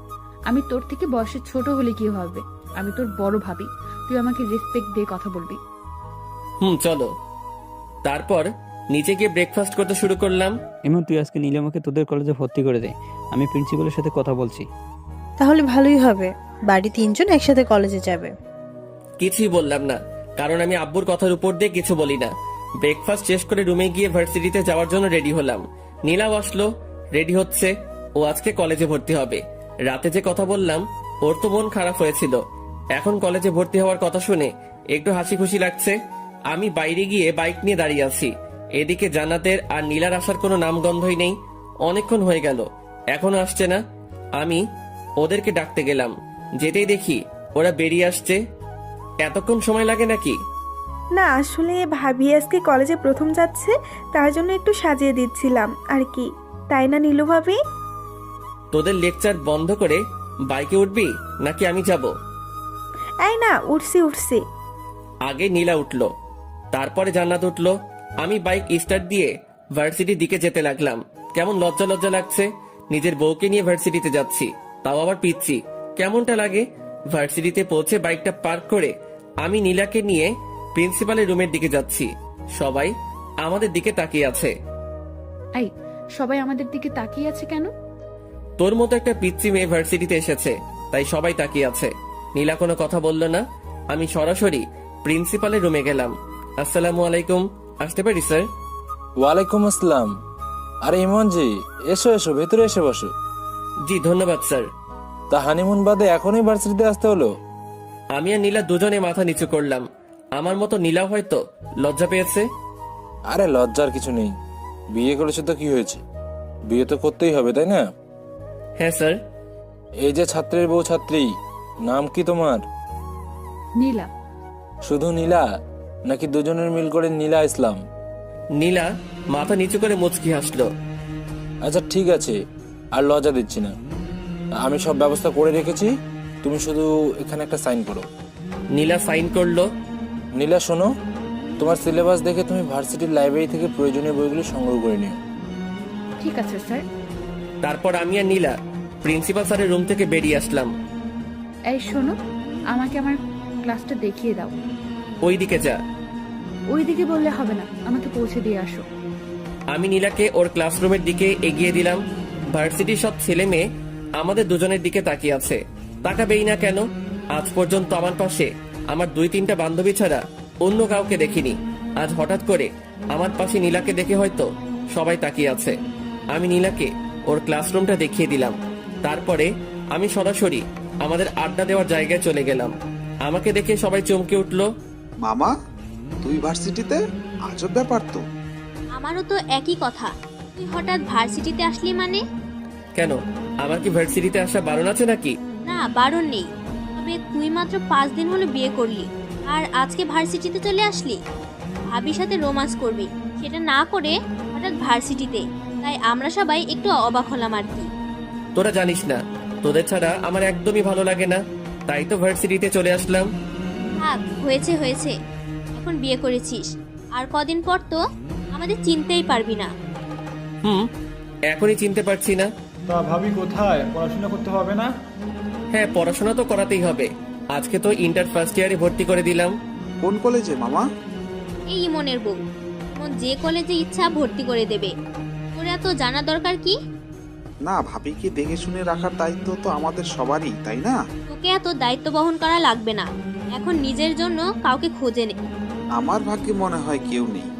আমরা সবাই এভাবে কিছুক্ষণ আড্ডা দেওয়ার পর ক্লাস করতে গেলাম। 2টা ক্লাস করলাম, আর ভালো লাগছে না। তারপরে আমি, আশিক, হাসিব, সামি 4 জন গেলাম বাজারের দিকে। বাজারে গিয়ে ক্যারাম খেললাম, ধোয়া ছাড়লাম, আর কিছুক্ষণ আড্ডা দিলাম। একটু পরে ফোনটা বেজে উঠলো। ফোন বের করে দেখলাম জান্নাত ফোন দিয়েছে। হ্যালো ভাইয়া, তুমি কোথায়? তাড়াতাড়ি ভার্সিটির দিকে আসো, ভার্সিটি বন্ধ হয়ে গেছে, ভাবিকে কোথাও খুঁজে পাচ্ছি না। আচ্ছা ঠিক আছে, আমি এক্ষুনি আসছি। দোস্ত তোরা থাক, আমার একটু কাজ আছে, আমি যাচ্ছি। তারপর আমি বাইকে স্টার্ট দিয়ে ভার্সিটির দিকে গেলাম। ভার্সিটিতে পৌঁছে দেখলাম জান্নাত বাইরে দাঁড়িয়ে আছে। নীলা কোথায়? ভার্সিটি বন্ধ হওয়ার পর সবাই যখন চলে যাচ্ছিল, আমি তখন অনেক খোঁজাখুঁজি করেছি, কিন্তু নীলা ভাবিকে কোথাও পাইনি। এত ছাত্রছাত্রীর ভিড়ে আমি ভাবিকে কোথায় খুঁজবো? আচ্ছা তুই কোনো চিন্তা করিস না, আমি খুঁজে বের করছি। তুই একটা রিক্সা নিয়ে বাসায় চলে যা। আচ্ছা ঠিক আছে ভাইয়া, ভাবিকে খুঁজে পেলে আমাকে ফোন করে জানিয়ে দিও। আচ্ছা ঠিক আছে।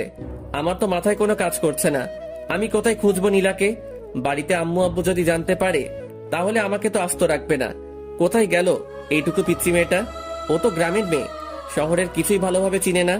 এখন আমি কোথায় খুঁজবো নীলাকে? চিন্তায় আমার হাত পা ঠান্ডা হয়ে যাচ্ছে। ভার্সিটির এদিক ওদিকে একটু খোঁজাখুঁজি করলাম, কিন্তু নীলাকে দেখতে পেলাম না। আজ নীলার যদি একটা কিছু হয়ে যায় তাহলে আমি নিজেকে ক্ষমা করব কিভাবে? ভীষণ দুশ্চিন্তা হচ্ছে। কি করব আমি? কোন দিকে যাব? ফোনটা বেজে উঠলো, বের করে দেখলাম জান্নাত ফোন দিয়েছে। হ্যালো ভাইয়া, তুমি বাসায় চলে এসো, ভাবি চলে এসেছে। আচ্ছা ঠিক আছে, আসছি। যাক, এতক্ষণ একটা স্বস্তির নিঃশ্বাস ফেললাম। এই পিচ্চি মেয়েটার জন্য কতই না চিন্তা হচ্ছিল। আজকের মতো বেঁচে গেছি। এরপর থেকে আর এমন ভুল করা যাবে না। আমি বাইকটা স্টার্ট করে রওনা দিলাম বাসার উদ্দেশ্যে। বাসায় পৌঁছাতে পৌঁছাতে 2টা বেজে গেল। কলিং বেল দিতেই জান্নাত এসে দরজা খুলে দিল। ভাইয়া, আম্মু খুব রেগে আছে কিন্তু। আমি ভেতরে চলে আসলাম। আম্মু সরাসরি আমার কাছে এসে আমার গালে একটা কষে থাপ্পড় বসিয়ে দিল। আমি চুপচাপ মাথা নিচু করে ফেললাম। এরকম থাপ্পড় আমি মাঝে মধ্যে খাই, ব্যাপার না। তোর জ্ঞান বুদ্ধি কিছু আছে? এইটুকু একটা মেয়েকে ছেড়ে কোথায় গিয়েছিলি? ওর যদি কিছু একটা হতো তাহলে কি করতি তুই? আমি চুপচাপ মাথা নিচু করে আছি। এখন কিছু বলা যাবে না, কারণ আম্মু ইজ ফায়ার। কি হলো, চুপ করে আছিস কেন? কথা বল, ওর কিছু হলে কি করতি তুই? আম্মু, আমি একদম বুঝতে পারিনি। এরপর থেকে আর এরকম হবে না। বুঝতে পারিস নাই মানে? এত বড় হয়েছিস, তোর জ্ঞান বুদ্ধি হবে কবে? আম্মু সত্যি, এরপর থেকে আর এই রকমটা করব না। তোর আব্বু জানতে পারলে আস্ত রাখবে না। যা উপরে যা, নীলার মনটা একদম খারাপ হয়ে আছে, ওর সাথে কিছুক্ষণ কথা বল। আচ্ছা আম্মু। আমি উপরে গেলাম, দেখলাম নীলা বিছানার এক কোনায় মন খারাপ করে বসে আছে। আমি গিয়ে নীলার সামনে দাঁড়ালাম। নীলা, প্লিজ আমাকে ক্ষমা করে দে, আমি একদম বুঝতে পারিনি। ক্ষমা চাওয়ার কিছু নেই, তুমি তো আমার থেকে দূরে থাকতে চাও। না, আসলে আমি মনে করেছিলাম তুই জান্নাতের সাথে বাড়িতে চলে আসবি। প্লিজ আমাকে ক্ষমা করে দে। এরপর থেকে আমি তোকে একা রেখে আর কোথাও যাব না। অমনি নীলা এসে আমাকে জড়িয়ে ধরলো। মানে এত শক্ত করে জড়িয়ে ধরেছে বলে বোঝাতে পারবো না। মনে হচ্ছে কোনো ওয়ালের চিপায় আটকে পড়েছি। তারপরে নীলা আমাকে ঠেলতে ঠেলতে ওয়াশরুমের মধ্যে নিয়ে গেল। আমার কারোর সাথে গোসল করতে ভালো লাগে না। কারোর সাথে লাগুক বা না লাগুক, আমার সাথে লাগবে। তারপরে নীলা শাওয়ার ছেড়ে দিল। আমি আর নীলা একসাথে গোসল করছি। আমি ভালো লাগিয়ে দিচ্ছি। একবার যদি তোমার আর আমার মধ্যে স্বামী স্ত্রীর সম্পর্কটা গড়ে ওঠে, তারপর তুমি তোমার সব গার্লফ্রেন্ডকে ভুলে যাবে। এই, আমার তো কোনো গার্লফ্রেন্ড নেই। তাহলে সেদিন যে বললে আছে? এমনিতেই বলেছি। মিথ্যুক একটা। আচ্ছা ঠিক আছে, ভেজা কাপড় চেঞ্জ করো। মানে কি বলছিস? কি বলছি বুঝতে পারছো না? চেঞ্জ করো তাড়াতাড়ি। তোর সামনে? হ্যাঁ, আমার সামনে চেঞ্জ করতে হবে। মরে গেলেও পারবো না। দেখাচ্ছি তোমায়। এই, একদম না, একদম আমার কাছে আসবি না বলছি। আমি নীলাকে জোর করে ঠেলতে ঠেলতে ওয়াশরুমের বাইরে বের করে দিলাম। তারপর আমি চেঞ্জ করে নীলাকে বললাম, ভিতরে গিয়ে চেঞ্জ করে আয়। ভেতরে যাব না, এখানেই চেঞ্জ করব। তোর লজ্জা শরম বলতে কিছু নেই? তোমার সামনে আবার কিসের লজ্জা শুনি? শুধু আমার সামনে না, তোর কারো সামনে লজ্জা নেই। আমি বুঝতে পেরেছি। আচ্ছা, লজ্জা যখন নেই তাহলে দেখো। এই বলে নীলা আমার সামনে, আমি অন্যদিকে তাকাইলাম। ছি, তুই এইরকম? আমি আগে জানতাম না। নীলা আমাকে পেছন থেকে জড়িয়ে ধরে বলল, কি রকম গো? লজ্জা শরম বিবেকহীন একটা মেয়ে। আচ্ছা হয়েছে, এবার আমার চেনটা আটকে দাও। আমি অবাক হয়ে নীলার দিকে তাকাইলাম। দেখলাম নীলা একটা 3 পিস পরেছে আর আমাকে চেইন আটকে দিতে বলছে। এই শোন, এগুলো আমি পারি না। পারে না বললে হবে না, তাড়াতাড়ি আটকে দাও বলছি। পারবো না বললাম না? আম্মুকে কিন্তু ডাক দিব আর বলবো সিম্পল আমার এইটুকু কাজ করে দাও না, তখন তোমাকে বকাবকি করবে। এই শোন, আমার সামনে ভালোভাবে থাকবি। ভালোভাবে থাকবো মানে? মানে তোর অন্য কোথায়? এই যে বিছানায়।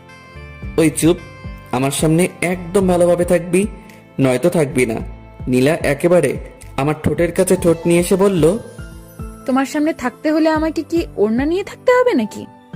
আমি নীলাকে ধাক্কা দিয়ে বললাম, আমি যেটা পছন্দ করি সেটা করলে তোর পক্ষে ভালো হবে। ঠিক আছে, লাঞ্চ করব, চলো। চল।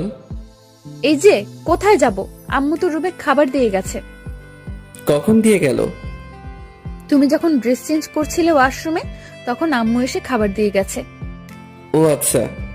তারপর আমি লাঞ্চ করতে শুরু করলাম। এই তুমি কেমন, আমাকে ডাকছো না কেন? তোকে ডাকার কি আছে? তুই দেখতে পাচ্ছিস না খাবার এখানে? তাই বলে তুমি একা একা খাবে? আমাকে একবারও ডাকবে না? শোন, এত ঢং দেখার সময় নেই। তোর ইচ্ছা হলে খাবি, নয়তো খাবি না। নীলা আমার কাছে আসলো, এসে বলল, আমাকে খাইয়ে দাও। শখ কত? খাইয়ে দাও বলতেছি। কখনোই না। না খাইয়ে দিলে আমি কিন্তু তোমাকে বিরক্ত করব। বিরক্ত করি মানে? দেখবে। আমি কোনো কথা বললাম না, চুপচাপ খেয়ে যাচ্ছি। নীলা এসে আমার কোলের উপর বসলো। এই কি হচ্ছেটা কি? নাম বলছি। বললাম তো খাইয়ে না দিলে বিরক্ত করব। আমি কখনোই তোকে খাইয়ে দেব না, নাম বলছি। না খাইয়ে দিলে আমিও নামবো না। শেষবারের মতো বলছি, নাম বলছি, না হলে কিন্তু ফেলে দেব। ফেলে দিলে তো আম্মু আছে, আম্মুকে ডাকবো, তারপর কি হবে বুঝতেই পারছো। কি করব? এমন দুষ্টু মেয়ে আমি কখনো দেখিনি। আচ্ছা ঠিক আছে, নাম, আমি খাইয়ে দিচ্ছি। প্রথমেই খাইয়ে দিতে বললাম, দিলে না। এখন আমিও নামবো না।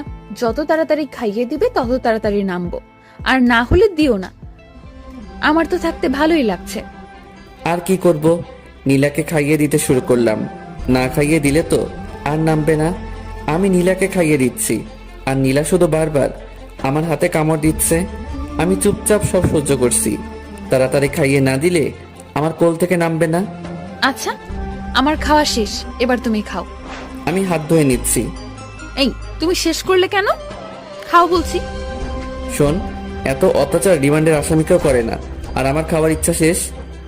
তুমি এমন বলো না, আমি তোমাকে আর জ্বালাবো না। প্লিজ তুমি খেয়ে নাও। কোথা শেষ বললাম না? আচ্ছা, আমি তোমাকে খাইয়ে দিচ্ছি। কোনো দরকার নেই। আমি চুপচাপ বিছানায় গিয়ে শুয়ে পড়লাম। আমার কথা শুনলে না তো? আচ্ছা দেখাচ্ছি, আগে প্লেটগুলো পরিষ্কার করে আসি। একটু একটু ঘুম পাচ্ছে, ঘুমিয়ে পড়বো। এই মুহূর্তেই আবার রিমান্ড শুরু। মানে নীলা এসে খুব জোরে দরজা আটকে দিল। এই, এত শব্দ করছিস কেন? আর দরজা আটকে দিলি কেন? আমি কখনো দরজা আটকে দেই না। এখন আমি এসেছি, এখন থেকে দরজা আটকে দিতে হবে। আটকে দিতে হবে মানে? না মানে এখন তো আমরা রোম্যান্স করব, যদি কেউ রুমের মধ্যে চলে আসে তাই আটকে দিলাম। শোন, এখন আমি ঘুমাবো, একদম আমাকে বিরক্ত করবি না। বিরক্তি দেখছোটা কি? তুমি তো আমার একটা কথাও শুনো না। এখন তোমাকে দেখাচ্ছি। এই বলে নীলা আমার পেটের উপর উঠে বসলো। দেখ পিচ্ছি, আমাকে বিরক্ত করিস না। আমি না তোমার বউ? আমি ছাড়া তোমাকে কে বিরক্ত করবে, আদর করবে শুনি? লাগবে না তোর কোনো আদর।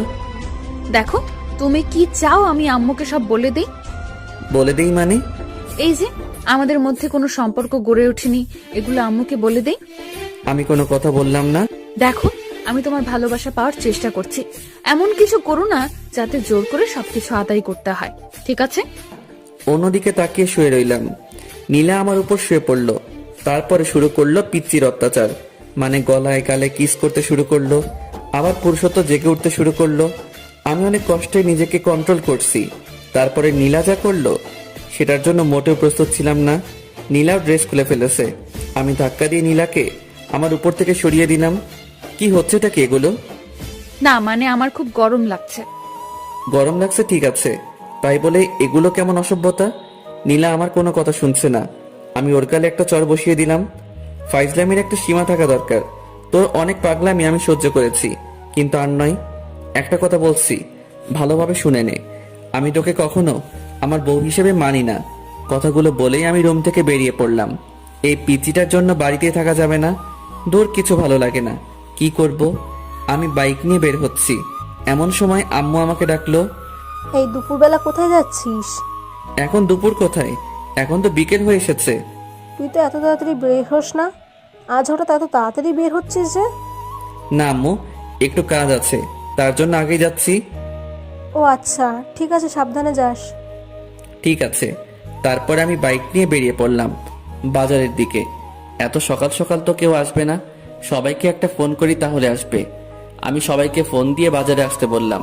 আমি বাজারে পৌঁছাবার কিছুক্ষণ পর সবাই আসলো। তারপরে জমিয়ে আড্ডা দিতে শুরু করলাম। আজ একটু বেশি রাত করে ফেলেছি, মানে 10টা বেজে গেছে। হায় রে, ঘড়ির দিকে খেয়ালই করিনি। আজ যে বাড়িতে গেলে কি হবে? এমনিতেই দুপুরে আম্মু অনেক বকাবকি করেছে, তাড়াতাড়ি বাড়িতে যেতে হবে। আমি সবাইকে বাড়িতে যেতে বললাম। সবাই নিজ নিজ বাড়িতে চলে যাচ্ছি। বাড়িতে পৌঁছাতে আমার 10:30 বেজে গেছে। অনেক ভয়ে ভয়ে কলিং বেল দিলাম। আম্মু এসে দরজা খুলে দিল। আম্মু সরাসরি আমার কান ধরলো। এই বিলাই, কয়টা বাজে এখন? 10:30 আম্মু। খুব তো বড় গলায় বলেছিস 10:30। তোকে না আমি 9টার মধ্যে বাড়ি আসতে বলেছি? আসলে আব্বু আজকে একটু আশিকের বাসায় ছিলাম, তাই আস্তে আস্তে একটু দেরি হয়ে গেছে। আচ্ছা হয়েছে, যা ফ্রেশ হয়ে আয়, ডিনার করবি। ঠিক আছে আব্বু, আজকের মতো মিথ্যা বলে বেঁচে গেলাম। তারপরে আমি ফ্রেশ হয়ে ডিনার করতে আসলাম। এ কি, তুই একা আসলি যে? নীলাকে ডেকে আনলি না? আমি মনে করেছি ও নিচে আছে, আচ্ছা ডেকে আনছি। নীলাকে ডাকতে গেলাম, রুমের মধ্যে তো নীলাকে খুঁজে পাচ্ছি না। কোথায় গেল মেয়েটা? ওয়াশরুমে খুঁজলাম, নেই। তারপরে বেলকনিতে গেলাম, দেখলাম নীলা দাঁড়িয়ে আছে। নিচে চলো, আম্মু ডাকছে। আমার ক্ষুধা লাগেনি, আমি খাবো না। খাওয়ার জন্য নয়, তোকে ডাকছে।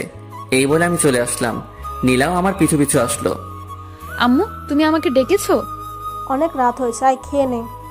আম্মু, আমার একদম ক্ষুধা লাগেনি। ক্ষুধা লাগেনি মানে? কি হয়েছে মা, বলতো? কই আম্মু, কিছু হয়নি তো। তোর মন খারাপ লাগছে? কি হয়েছে মা, আমাকে বল। না আম্মু, আমার কিছুই হয়নি, এমনিতেই ভালো লাগছে না। এদিকে আয় তো মা। আম্মু নীলাকে খাইয়ে দিতে শুরু করলো। আমি আর জান্নাত হা করে তাকিয়ে থাকলাম। না, হা করে তাকিয়ে থাকলে হবে না। দুপুরে একবার পিচিটার জন্য খেতে পারি নাই, এখন আমাকে খেতে হবে। অনেক ক্ষুধা লাগছে।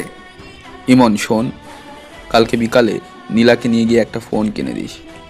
ওর তো বাড়িতে কথা বলতে লাগে, আর ও তোকে ফোন দিয়ে তাড়াতাড়ি বাড়ি আসতে বলবে। তোকে তো ফোন না করলে তুই প্রত্যেক দিনই রাত 10টা বাজিয়ে দিস। ঠিক আছে আব্বু। তোর আম্মুর কাছ থেকে টাকা নিয়ে যাস। আচ্ছা। তারপরে আমি ডিনার শেষ করে রুমে গেলাম। একটু পর নীলা আসলো। নীলা এসে দরজা লক করে দিল। আমি নীলার দিকে তাকাইলাম, কিন্তু ও আমার দিকে তাকালো না। সোজাসুজি বিছানায় এসে অন্যদিকে ঘুরে শুয়ে পড়লো। আমার উপর অভিমান করে আছে হয়তো। তখন ওর গায়ে হাত তোলাটা ঠিক হয়নি। ওকে একবার সরি বলে দেখি। নীলা শোন। নীলা আমার দিকে ঘুরলো, কিন্তু তাকালো না। কিছু বলবে? না মানে দুপুরে তোর সাথে একটু বাড়াবাড়ি করা হয়ে গেছে, প্লিজ ক্ষমা করে দে। তুমি বাড়াবাড়ির কিছুই করনি, যা করেছো একদম ঠিক করেছো। নীলা প্লিজ এভাবে বলিস না, আমাকে ক্ষমা করে দে।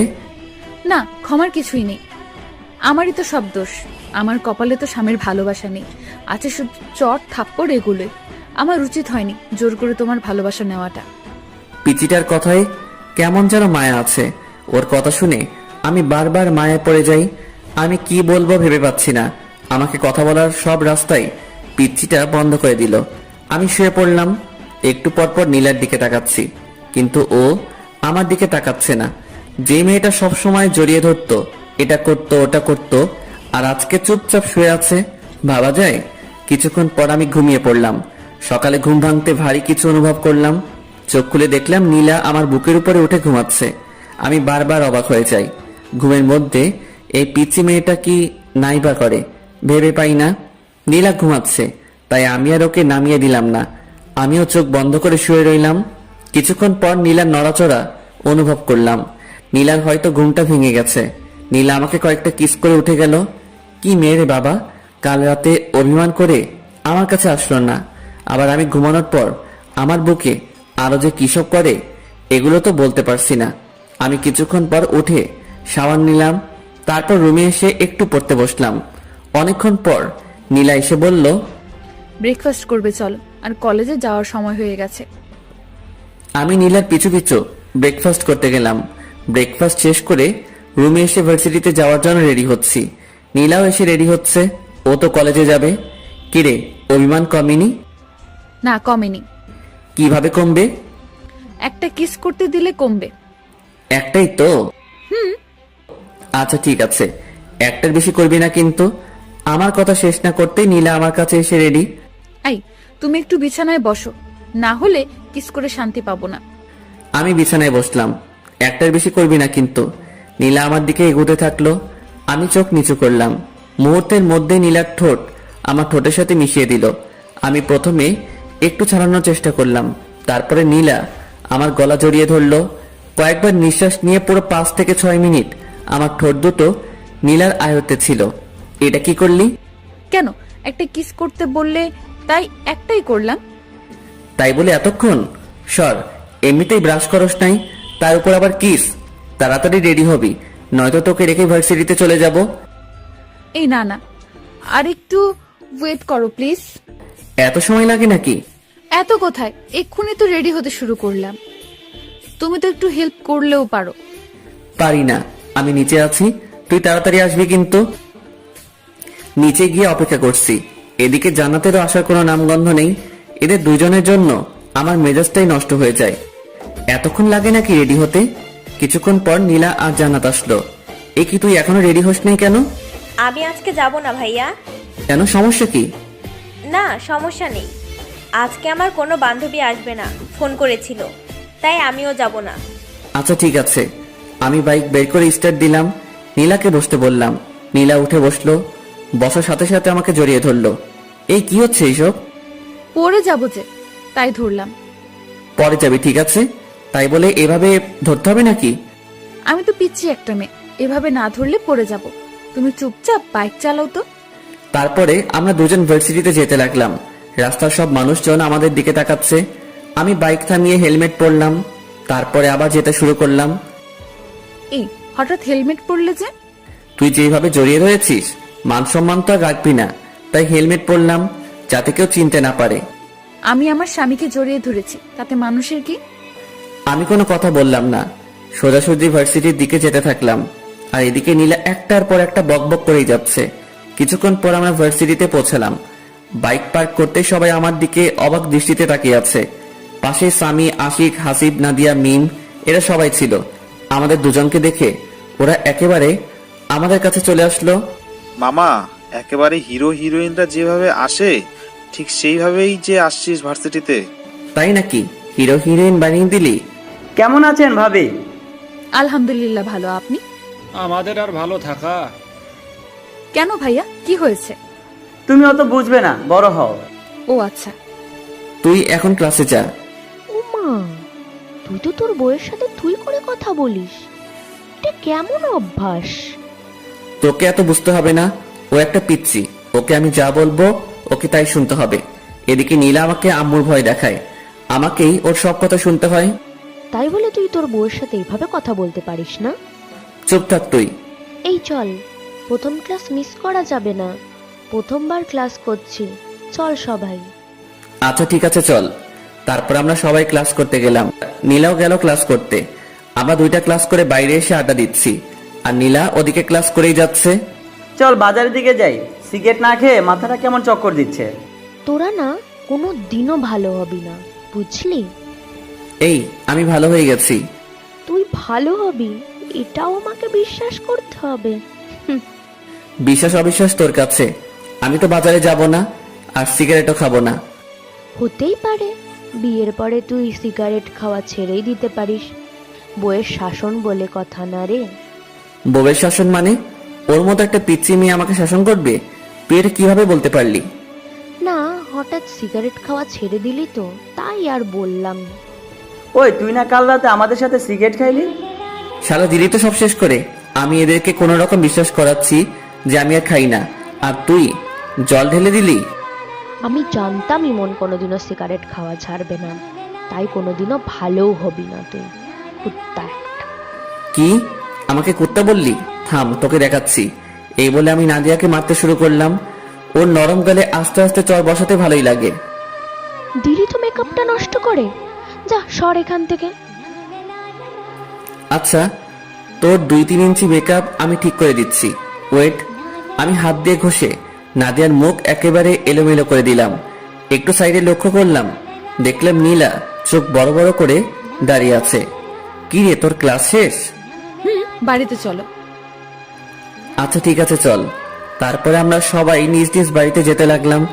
নীলা দেখছি এবার আমাকে একটুও টাচ করছে না। আবার কি হলো? আসার সময় যেমন দুষ্টামি করছিল, ওর যে একটু পরপর কি হয় কিছুই বুঝতে পারি না। যাই হোক, বাড়ির দিকে যাই। কিছুক্ষণ পর আমরা বাড়িতে পৌঁছলাম। কলিং বেল দিতেই আম্মু দরজা খুলে দিল। আম্মু, তোমার ছেলে আজকে ভার্সিটিতে খুব বাজে কাজ করেছে। কি করেছে রে? তোমার ছেলেকে জিজ্ঞেস করো। এই, কি করেছিস তুই? কই কি করলাম? আমি তো কিছুই করি নাই। মিথ্যা বলছে আম্মু। আচ্ছা, কি করেছে তুই বল তো মা। তোমার ছেলে ভার্সিটির মেয়েদের মেকআপ ঠিক করে দেয় গালে হাত দিয়ে। নীলা এসব কি বলছে? আম্মু, ওইটা আমার বান্ধবী ছিল, আমরা ইয়ার্কি করছিলাম। গায়ে হাত দিয়ে কিসেরই আর কি? ফ্রেন্ডের মধ্যে তো একটু একটু এমন হয়। ঠিক আছে, কিন্তু গায়ে হাত দেওয়া যাবে না। এরপর থেকে যেন এরকম কথা না শুনি। ঠিক আছে আম্মু। তারপরে আমি রুমে গেলাম, আমার পিছু পিছু নীলাও রুমে আসলো। এই পিচ্ছি, তুই আম্মুকে বললি কেন? বলবোই তো, 100 বার বলবো। আমাকে বকা খাওয়াতে তোর ভালো লাগে? না লাগে না, কিন্তু তুমি অন্য মেয়েদের গালে কেন হাত দিবে?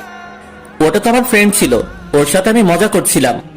তুমি মজা করো আর যাই করো, আমার ছাড়া অন্য কোনো মেয়ের গালে বা অন্য কোথাও স্পর্শ করতে পারবে না। কেন, তোর সমস্যা কোথায়? নীলা আমাকে জড়িয়ে ধরলো আর বলল, তুমি শুধু আমার, আমি ছাড়া কেউ তোমার ধারে কাছেও আসতে পারবেন না। ছাড় তো, এখন গোসল করব। ছাড়বো কেন? চলো আমিও গোসল করব। না, আগে আমি, তারপরে তুই। বললাম না দুজন একসাথে। আমার কথা না শুনলে কি হবে সে তো দেখতেই পেলে একটু আগে। কবে মুক্তি পাবো তোর এই ঝামেলা থেকে? যেদিন আমাকে তোমার আপন করে নেবে সেদিনই তুমি মুক্তি পাবে। কোনো দিনও না। তাহলে কোনোদিনও মুক্তি পাবে না। আমি কোনো কথা না বলে ওয়াশরুমে গেলাম শাওয়ার নিতে। নীলাও আমার পিছু পিছু আসলো। আমি শাওয়ারটা ছেড়ে দিলাম, নীলা এসে আমাকে পেছন দিক থেকে জড়িয়ে ধরলো। গোসল করার সময় এগুলো কি ধরনের ফাজলামি? এগুলো ফাজলামি নয়, এগুলো ভালোবাসা। গোসল করার সময় কেউ ভালোবাসা প্রকাশ করে না। সবার সাথে আমার কোনো মিল নেই। আমার যখন যেটা ভালো লাগে আমি তখন সেটাই করি। তাহলে আমার সাথে কেন এগুলো করিস? তুই জানিস না কোনটা আমার ভালো লাগে আর কোনটা ভালো লাগে না? একবার আমাকে আপন করে নাও, তারপর থেকে তোমার সব কিছু ভালো লাগবে। ছাড়বি তুই আমাকে? একবার শক্ত করে জড়িয়ে ধরো, তাহলে ছাড়বো না। পারবো না, তাড়াতাড়ি ছাড় বলছি। আচ্ছা, এখন জোর করলাম না, কিন্তু লাঞ্চ করার পর আমাকে জড়িয়ে ধরবে, না হলে খবর আছে তোমার। তারপরে আমরা দুজন গোসল শেষ করলাম। এই, আমাকে একটু চিরুনি করে দাও না। মানে, আমি চিরুনি করতে পারি নাকি? পারবে, এদিকে এসো, একটু সাহায্য করো না। আমি কোনোদিনও কাউকে চিরুনি করে দেইনি। আজকে আমাকে দেবে, এসো প্লিজ প্লিজ প্লিজ। কি করব? এই প্রথম নীলার মাথায় চিরুনি করে দিলাম। নীলা তো মহা খুশি। তারপর আমরা দুজন লাঞ্চ করতে গেলাম। আমি, নীলা, আম্মু, জান্নাত একসাথে লাঞ্চ করলাম। আব্বু কাজের ব্যস্ততায় আসতে পারে নাই। আম্মু আমাকে তোমার মতো রান্না শেখাবে। আচ্ছা শেখাবো, তুই আগে বড় হয়ে নে। আর কত বড় হব, তুমি আমাকে শিখিয়ে দেবে। আচ্ছা, তোকে সময় করে রান্না করা শেখাবো। আচ্ছা ঠিক আছে। ইমন, তোর আব্বু নীলাকে একটা ফোন কিনে দিতে বলেছে। আচ্ছা ঠিক আছে, একটা ফোন এনে দেব। ওকে নিয়ে যাবি, একটু তোর সাথে ঘুরবে। কিন্তু আম্মু। কোনো কিন্তু নয়, বিকালে দুজনে যাবি। আচ্ছা ঠিক আছে। তারপর আমি সবার আগে লাঞ্চটা শেষ করে রুমে গেলাম। কি করব আমি? নীলা খুব বাড়াবাড়ি করছে, ওকে নিয়ে আর পারছি না। আচ্ছা, ওকে কি কোনোভাবে ওর বাড়িতে পাঠিয়ে দেওয়া যায় না? দেখি কোনোভাবে সম্ভব হয় কিনা। অমনি নীলা রুমে আসলো, এসে দরজা আটকে দিল। আমি কোনো কথা বললাম না। ওর সাথে আমি কিছুতেই পেরে উঠছি না। কিভাবে পারবো? ও শুধু আম্মু আব্বুর ভয় দেখায়, আর আমি তো আম্মু আব্বুর বিরুদ্ধে যেতে পারবো না। কি ভাবছো গো? ভাবছি কিভাবে তোকে এই বাড়ি থেকে তাড়ানো যায়। বৃথা চেষ্টা করে কোনো লাভ নেই। নীলা আস্তে আস্তে আমার কাছে আসছে। আমি কিছু বলবো, অমনি নীলা আমার মুখটা চেপে ধরলো। একটা কথাও বলবে না, আমি যা করব সবকিছুই চুপচাপ সহ্য করবে। তাই বলে আমি চুপ করে আছি, আর এদিকে নীলা আমার উপর অত্যাচার চালাচ্ছে। কখনো লিপকিস দিচ্ছে, কখনো গালে। একটা সময়ও থেমে থাকছে না। মেনে নিতেও পারছি না, ছেড়ে দিতেও পারছি না। কি করব? ঝুলন্ত অবস্থায় আছি। এভাবে বিকেল পর্যন্ত সহ্য করতে হলো নীলার পাগলামি। এইটুকু একটা পিচ্চি মেয়ে এত কিছু বোঝে কিভাবে, আমি ভেবে পাই না। পিচ্চি কিন্তু যেগুলো করে মনে হয় কত কত বছরের অভিজ্ঞতা। আমি বিছানা থেকে উঠে ফ্রেশ হতে গেলাম। ঠোঁটার গাল নীলা একেবারে শেষ করে দিয়েছে। এখন আমার যেতে হবে নীলাকে নিয়ে শপিং এ, ফোন কিনতে। এ তো আর একটা ঝামেলা। এইটুকু একটা পিচ্চি মেয়ের সাথে বেড়াতে আমার একদম ভালো লাগে না। আমি রুমে এসে ফোন টিপতে লাগলাম। আচ্ছা আমি কি পরবো? শাড়ি পরলে কি ভালো লাগবে? তাড়াতাড়ি রেডি হবি, বেশিক্ষণ অপেক্ষা করতে পারবো না। তুমি সব সময় একটু বেশি কথা বলো।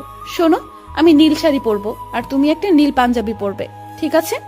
নীলা আলমারি থেকে একটা নীল পাঞ্জাবি বের করলো, আর ওর জন্য নীল শাড়ি। তোকে বললাম না এখন পাঞ্জাবি পরবো না? আমি যখন বলেছি তোমাকে পরতেই হবে। এদিকে এসো তো। নীলা আবার শার্ট খুলে পাঞ্জাবি পরিয়ে দিল। এই আমাকে শার্টটা পরিয়ে দাও না। আমি পারি না, তুই একা একাই পর, আমি বাইরে যাচ্ছি। এই তোমাকে বাইরে যেতে বলেছি, এদিকে আসো। তুমি একটু শাড়ির কুচিটা ধরো। কি আর করব, আমি গিয়ে নীলা শাড়ির কুচিটা ধরলাম। এতক্ষণ লাগে নাকি শাড়ি পরতে? তাড়াতাড়ি পর বলছি। তাড়াতাড়ি করছি, একটু ওয়েট করো। আর কতক্ষণ লাগবে? এই তো হয়ে গেছে, এবার কুচিটা দিয়ে দাও। কি? আমি কখনোই পারবো না। তুমি পারবে, তোমার 14 গোষ্ঠী পারবে। তাহলে 14 গোষ্ঠীর কাছ থেকে পরিয়ে নেব, আমি পারবো না।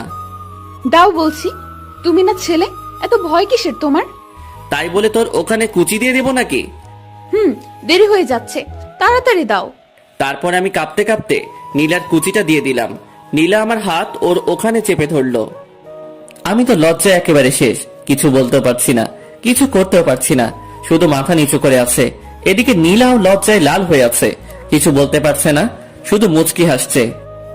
এভাবে নীরবময় কিছু মুহূর্ত কাটলো। কিছুক্ষণ পর আমি হাতটা সরিয়ে নিলাম আর অন্যদিকে তাকালাম। নীলা সাজুগুজু করতে ব্যস্ত হয়ে গেল। একটু পরে নীলা বলল, আমি রেডি, এখন চলো। আমি নীলার দিকে তাকাতেই একেবারে অবাক হয়ে গেলাম। এইটুকু পিচ্চি মেয়েটাকে দেখতে অনেক সুন্দর লাগছে। আমি তো আগে কখনো ওর দিকে তেমন তাকাইনি, আজ প্রথম তাকাচ্ছি। নীলা দেখতে যে এত সুন্দর আমি আগে জানতাম না। এই কি দেখছো? আমার লজ্জা করে না বুঝি?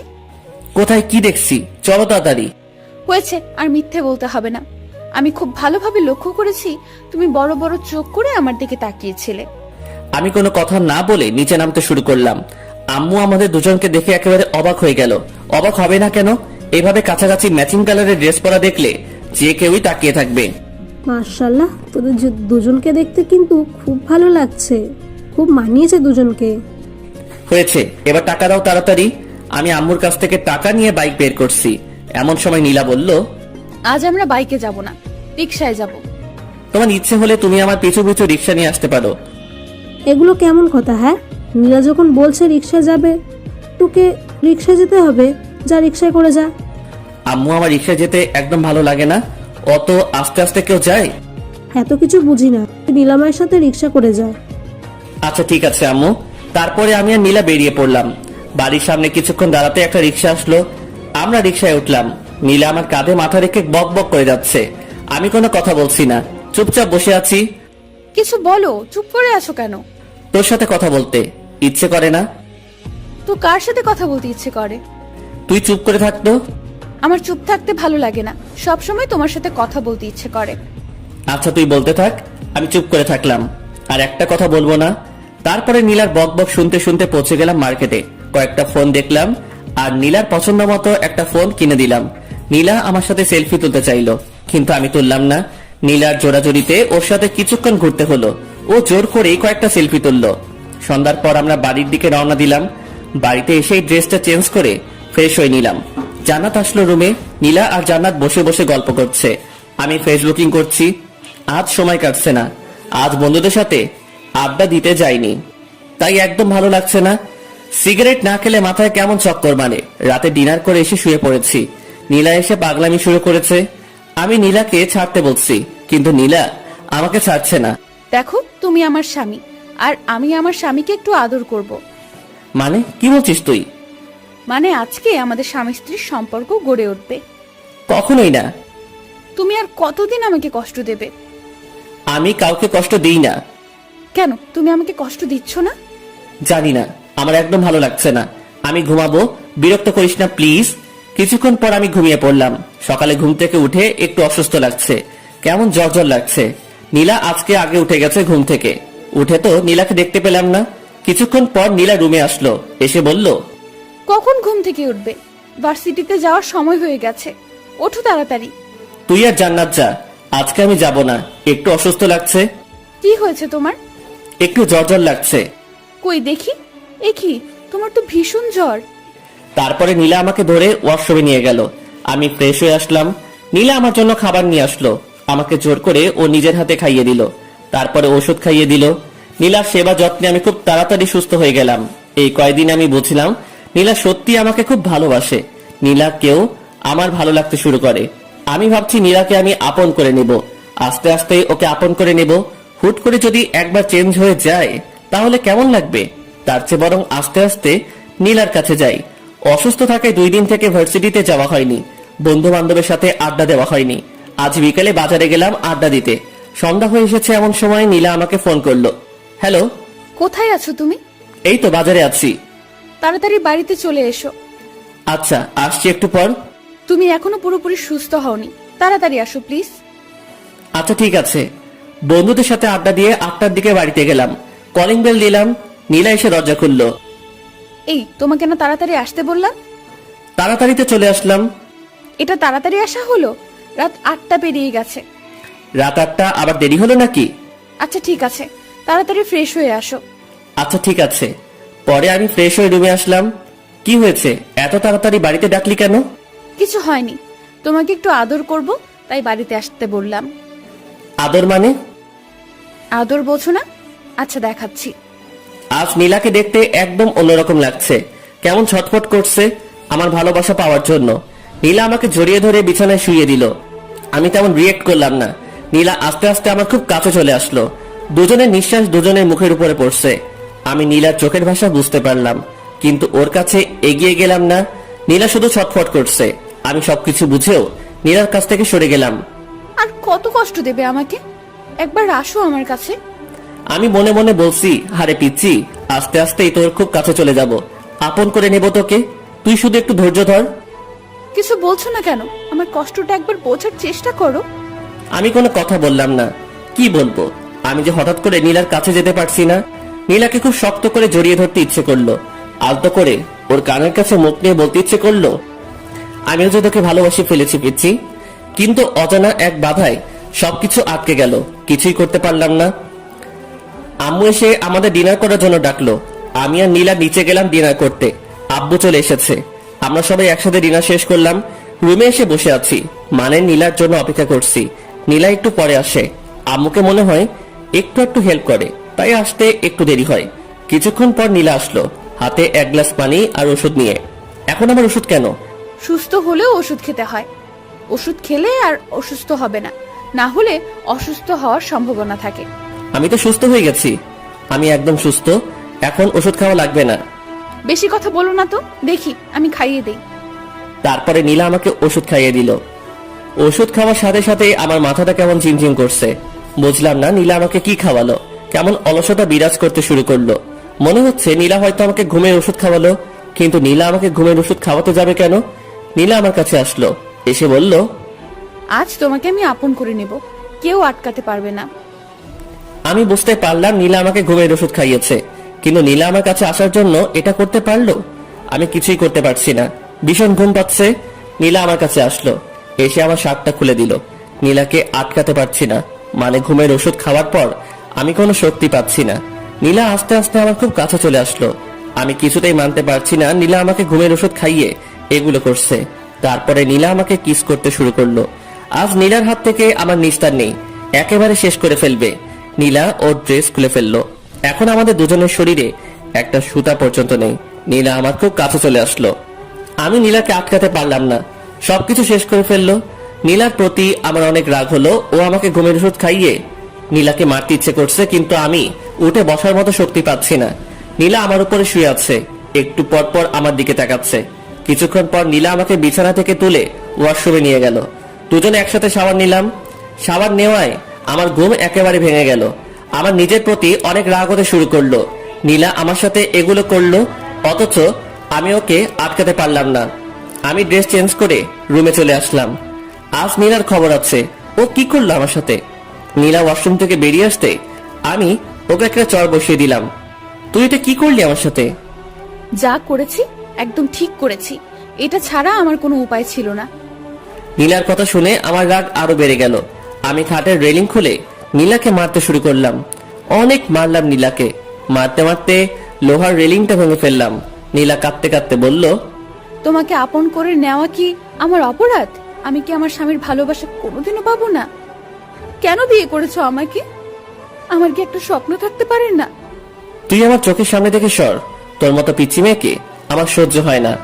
আমি কখনো তোকে বিয়ে করতে চাইনি। আম্মু আব্বু আমাকে জোর করে তোর সাথে বিয়ে দিয়েছে। আসলেও তো তোমাকে তো জোর করে বিয়ে দিয়েছে। জোর করে তো আর ভালোবাসা পাওয়া যায় না। আমি এটা ভুলেই গিয়েছিলাম। মুক্ত করে দিচ্ছি আমি তোমাকে। আর কখনো বিরক্ত করব না, চলে যাব আমি তোমার কাছ থেকে অনেক দূরে। আমাকে প্লিজ ক্ষমা করে দিও, আর কখনো তোমাকে এই পিচ্চির জ্বালা সহ্য করতে হবে না। মুক্ত করে দিলাম, খুব ভালোবাসি তোমায়। আমি কোনো কথা বললাম না। নিজের প্রতি নিজেরই ঘৃণা জন্মালো। আমি নীলা কি মারলাম? কি করে ওর মতো একটা পিচ্চি মেয়েকে মারতে পারলাম? খুব ভুল করে ফেললাম আমি। এক্ষুনি ওর কাছ থেকে ক্ষমা চেয়ে নেব, আর ওকে আমার বইয়ের মর্যাদা দেব। আমি পিছনে তাকাতেই নীলাকে দেখতে পেলাম না। বুকের মধ্যে কেমন ধুপ করে উঠল। রুমের মধ্যে নীলাকে খুঁজলাম, কিন্তু পেলাম না। ওয়াশরুমে গেছে হয়তো। ওয়াশরুমে গেলাম, কিন্তু নীলাকে পেলাম না। কোথায় গেল নীলা? আমি বেলকনিতে গেলাম, কিন্তু নীলাকে পেলাম না। আমি নিচে গিয়ে নীলাকে ডাকতে লাগলাম। আমি সারা বাড়িতে খুঁজে নীলাকে পাচ্ছি না। আমার চিৎকার করে ডাকায় আম্মু, আব্বু, জান্নাত এরা সবাই বেরিয়ে আসলো। কি হয়েছে? এত জোরে জোরে নীলাকে ডাকছিস কেন? কোথায় গিয়েছে ও? আম্মু, আমি নীলাকে খুঁজে কোথাও পাচ্ছি না। পাচ্ছি না মানে? কোথায় যাবে এত রাতে? বাড়িতে আছে, দেখ ওয়াশরুমে গেছে হয়তো। না আম্মু, ওয়াশরুমে আমি খুঁজেছি, সারা বাড়িতে নীলাকে খুঁজতেছি, কিন্তু কোথাও পাচ্ছি না। কি বলছিস? কি কিছু হয়েছে তোদের মধ্যে? তারপর আমি সব ঘটনা খুলে বললাম। মানে নীলাকে বউয়ের অধিকার দেইনি, এসব কথা বললাম। তুই এটা কিভাবে করতে পারলি? যেখান থেকে পারিস তাড়াতাড়ি নীলাকে নিয়ে আয়।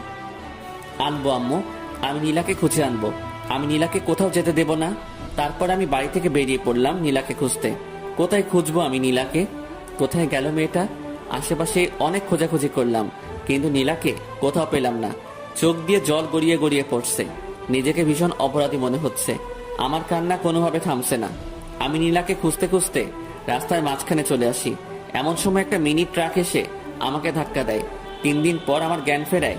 আমি নিজেকে হাসপাতালে আবিষ্কার করলাম। আশেপাশে লক্ষ্য করলাম, দেখলাম আম্মু চেয়ারে বসে আছে। আম্মু, আমি এখানে কেন? 3 দিন আগে একটা ট্রাকের সঙ্গে তুই অ্যাক্সিডেন্ট করেছিলি। আমার সবকিছু মনে পড়ে গেল। আমি উঠে বেরিয়ে যেতে লাগলাম। আম্মু আমাকে আটকালো। কোথায় যাচ্ছিস তুই? আম্মু, নীলাকে খুঁজে বের করতে হবে। নীলাকে সবাই খুঁজছে, তুই এখন অনেক অসুস্থ, তোকে এখন যাওয়া লাগবে না। না আম্মু, নীলাকে আমি খুঁজতে যাব। নীলার সাথে আমি খুব অন্যায় করেছি। ওকে যেখান থেকে হোক আমাকে খুঁজে বের করতেই হবে। আচ্ছা ঠিক আছে, আগে সুস্থ হয়ে নে, তারপর খুঁজিস। আর শোন, নীলা হয়তো বা অ্যাক্সিডেন্ট করেছে। অ্যাক্সিডেন্ট করেছে মানে? কোথায় নীলা? তোমরা কিভাবে জানলে? আমাদের বাসা থেকে একটু সামনেই সেদিন রাতে আরও একটা অ্যাক্সিডেন্ট হয়েছিল, আর ওটা নীলাই ছিল, কারণ ওখানে নীলার রক্তাক্ত ওড়না পাওয়া গেছে। নীলার অ্যাক্সিডেন্টের কথা শুনে আমার বুকের ভিতর কেমন যেন করছে। নীলার কিছু হয়নি তো? কেমন আছে? কোথায় আছে? তুই কোনো চিন্তা করিস না, আশেপাশে সব হাসপাতালে খবর নেওয়া হচ্ছে, নীলাকে খুব তাড়াতাড়ি পাওয়া যাবে। আমার কথায় একটু স্বস্তি পেলাম, কিন্তু থাকতে পারছি না। না, আমাকে এখন নীলাকে খুঁজতে যেতে হবে। আমি কারো উপরে ভরসা পাচ্ছি না। আমি নিজে নীলাকে খুঁজে বের করব। আমি কারো কথা না শুনে হাসপাতাল থেকে বেরিয়ে পড়লাম। আশেপাশে আমি নীলাকে খুঁজতে শুরু করলাম। আমি কয়েকটা হাসপাতালে খোঁজ নিলাম, কিন্তু ওরা কেউ নীলার ব্যাপারে কিছু বলতে পারল না। আমার মাথায়, হাতে, পায়ে সব জায়গায় ব্যান্ডেজ। নাড়াচাড়া করায় আমার মাথার ব্যান্ডেজ দিয়ে রক্ত বেরিয়ে পড়ছে। আমি নিরুপায় হয়ে রাস্তা দিয়ে হাঁটছি, আর আমার মাথা দিয়ে টপে টপে রক্ত ঝরছে। কিছু দূর এগুতে আশিক, সামি ওরা আমাকে দেখতে পেল। আমার মাথা দিয়ে রক্ত পড়ায় ওরা আবার আমাকে হাসপাতালে নিয়ে গেল। ডাক্তার আমার মাথায় আবার ওষুধ লাগিয়ে ব্যান্ডেজ করে দিল। নীলার জন্য আমার ভীষণ কষ্ট হচ্ছে। কোথায় পাবো আমি নীলাকে? নীলাকে ছাড়া আমি আর এক মুহূর্ত থাকতে পারছি না। ডাক্তার আমাকে ঘুমের ইঞ্জেকশন দিয়ে ঘুমিয়ে রাখে। এভাবে 7টা দিন পেরিয়ে গেল। আমি এখন মোটামুটি সুস্থ। আজকে আমাকে হাসপাতাল থেকে বাড়িতে নিয়ে গেল। এই 7টা দিন আমার কিভাবে কেটেছে আমি বুঝতেই পারিনি। এখন আমি থাকতে পারছি না নীলাকে ছাড়া। আমার ভীষণ কষ্ট হচ্ছে। নীলাকে একটু দেখার আশায় আমি ছটফট করে বেড়াচ্ছি। এখন আমি নীলাকে খুঁজে বেড়াই। সকাল থেকে শুরু করে রাত পেরিয়ে যায়। আমি নীলাকে খুঁজি, কিন্তু কোথাও পাই না। শহরের আনাচে কানাচে প্রত্যেকটা কোনায় আমি নীলাকে খুঁজেছি, কিন্তু কোথাও পাইনি। ভাবছি ঢাকায় যাব, ওখানে গিয়ে নীলাকে খুঁজবো। আমি বাড়িতে জানিয়ে ঢাকা যাওয়ার উদ্দেশ্যে বের হলাম। রাজশাহী থেকে ঢাকাতে যেতে 6 ঘন্টার মতো সময় লাগে। নীলার কথা ভাবতে ভাবতে আর নীলাকে খোঁজার আশায় আমি ঢাকায় পৌঁছে গেলাম। ঢাকায় গিয়ে একটা হোটেলে রুম নিলাম। তারপর নীলাকে খুঁজতে শুরু করলাম। প্রথমে শহরের হাসপাতালগুলোতে নীলার খোঁজ করতে শুরু করলাম। সারাদিন নীলাকে খুঁজি, মাঝরাত পর্যন্ত খুঁজে বেড়াই। আবার হোটেলে ফিরে আসি গভীর রাতে। নীলাকে কোথাও খুঁজে পাই না। রাতে বাসায় ফিরে ঘুম আসে না। নীলার কথা ভাবতে ভাবতে সকাল হয়ে যায়। এভাবে 1 মাসের মতো আমি নীলাকে খুঁজি, কিন্তু পাই না। 1 মাস নিয়মিত ঘুম না পারায় আমি একটু অসুস্থ হয়ে পড়লাম। আমি বাড়িতে ফিরে আসলাম। সবার কাছে নিজেকে অপরাধী মনে হয়। আমি সত্যি বড় অপরাধী। আমি নীলার সাথে অনেক অপরাধ করেছি। চাচা চাচির সামনে নিজের মুখ দেখাবো কিভাবে? ওদের একমাত্র মেয়ে, ওরা কত কষ্ট আছে। আমার ভীষণ কষ্ট হয়।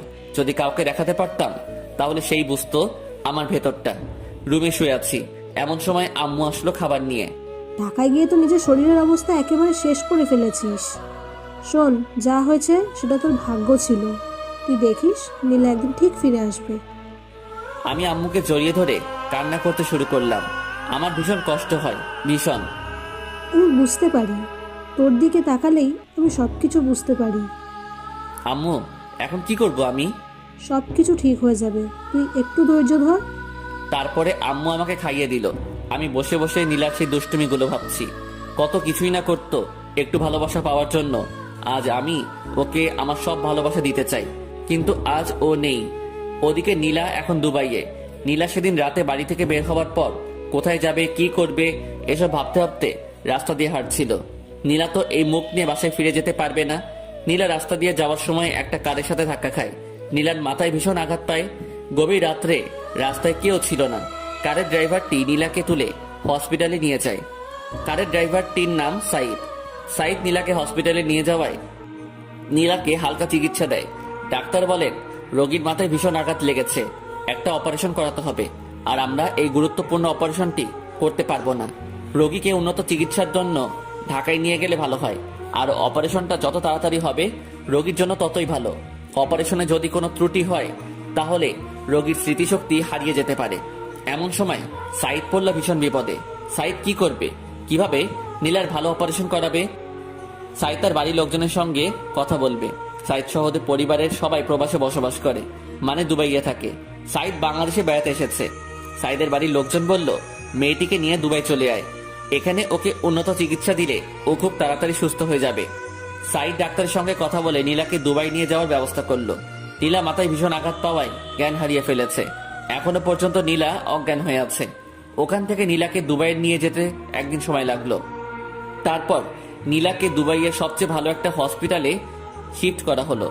দুবাইয়ের ডাক্তাররা নীলার অপারেশন করতে শুরু করলো। মাথায় আঘাত, খুব গুরুত্বপূর্ণ একটা অপারেশন। অপারেশন করতে প্রায় 3 ঘন্টার মতো সময় লাগলো। ডাক্তার বলেছে অপারেশন সাকসেসফুল, কিন্তু নীলার জ্ঞান ফিরতে অনেক দেরি হবে। নীলা কোমায় চলে গেছে। এখান থেকে জ্ঞান ফিরতে কত সময় লাগবে তা বলা সম্ভব নয়, তবে ডাক্তারদের ধারণা মতে 2-3 মাস সময় লাগতে পারে। এদিকে 1 মাস পেরিয়ে গেছে। আমি নীলাকে শহরের আনাচে কানাচে খুঁজে বেড়াই। কেউ নীলার একটু খোঁজও দিতে পারে না। রাত দিন এক করে আমি নীলাকে খুঁজে বেড়াই। আশা একটাই, নীলাকে আমি একদিন ঠিক খুঁজে পাবো। আব্বু পুলিশকে জানিয়েছিল। পুলিশেরও নীলাকে অনেক খোঁজার ব্যবস্থা করেছে, কিন্তু তারাও ব্যর্থ। এইভাবে নীলাকে খুঁজতে খুঁজতে আর বুকে কষ্টের পাহাড় জমিয়ে থাকতে থাকতে আরো 2টা মাস কেটে গেল। আজ 3 মাস পেরিয়ে গেল, নীলার কোনো খবর নেই। আমি এখনো নীলাকে খুঁজে বেড়াই। একদিন লাঞ্চ করছি, এমন সময় আম্মু বলল, দেখ, নীলাকে তো অনেক খুঁজলি, কোথাও পেলি না। ভাগ্যে থাকলে একদিন নীলা ঠিক ফিরে আসবে। তার চেয়ে বরং তুই আবার ভার্সিটিতে যা, ক্লাস কর, তোর সময় কেটে যাবে। আচ্ছা আম্মু, কালকে থেকে ভার্সিটিতে যাব। ওদিকে 3 মাস পর নীলার জ্ঞান ফিরল। ডাক্তাররা আগে থেকে বলেছিল যে আজকে বিকেল 3টা-4টার মধ্যে নীলার জ্ঞান ফেরার সম্ভাবনা রয়েছে। তাই সাইদ সহ ওর আব্বু আম্মু ওরা হসপিটালে এসে বসে থাকে নীলার জ্ঞান ফেরার আশায়। নীলার জ্ঞান ফিরে এসে দেখলো সে একটা হসপিটালে। আশেপাশে লক্ষ্য করতে দেখলো 3 জন বসে আছে। আমি এখানে কেন? আপনি এখন দুবাইয়ে আছেন। 3 মাস আগে আমার কারের সঙ্গে আপনার অ্যাক্সিডেন্ট হয়, আর আপনাকে উন্নত চিকিৎসার জন্য দুবাইয়ে আনা হয়। নীলার আস্তে আস্তে সবকিছু মনে পড়ে গেল। সাইদের মা নীলাকে উদ্দেশ্য করে বলল, কি নাম তোমার? আমার নাম নীলা। তোমার কি বাসার কথা কিছু মনে পড়েছে? হ্যাঁ, আমার সবকিছু মনে পড়ছে। খুব ভালো, তুমি কোনো চিন্তা করো না, তোমাকে তোমার বাসায় পৌঁছে দেওয়া হবে। নীলা মুখ গোমরা করলো। কি তোমার বাসার কথা বলায় তুমি মন খারাপ করলে কেন? কি হয়েছে তোমার? সবকিছু আমাকে খুলে বলো। তারপরে নীলা সবকিছু খুলে বলল। বুঝলাম, ছেলেটি এত খারাপ, তোমাকে এভাবে কষ্ট দিল? না, ওকে খারাপ বলবেন না, যতই হোক ও আমার স্বামী। এত কিছুর পরও তুমি ওকে স্বামী বলছো? হাজার অপরাধ করলেও আমার স্বামী, আমি ওকে ভীষণ ভালোবাসি। তাহলে তুমি এখন তোমার স্বামীর কাছে ফিরে যাও, এটাই তোমার জন্য ভালো হবে। না, ও আমাকে মেনে নেবে না, কারণ আমি অনেক পিচ্ছি। ও পিচ্ছি মেয়েদের পছন্দ করে না। তাহলে তুমি এখন কি করবে?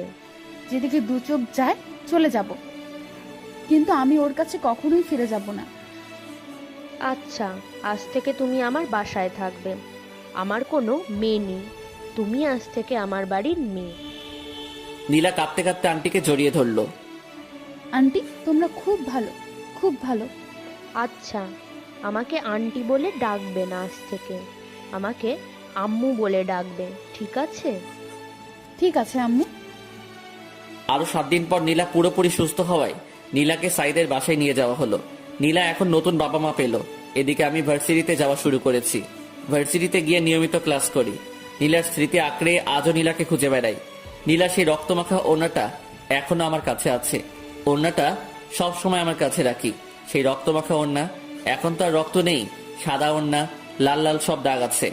সাইদের বাবার একটা নিজস্ব কোম্পানি আছে।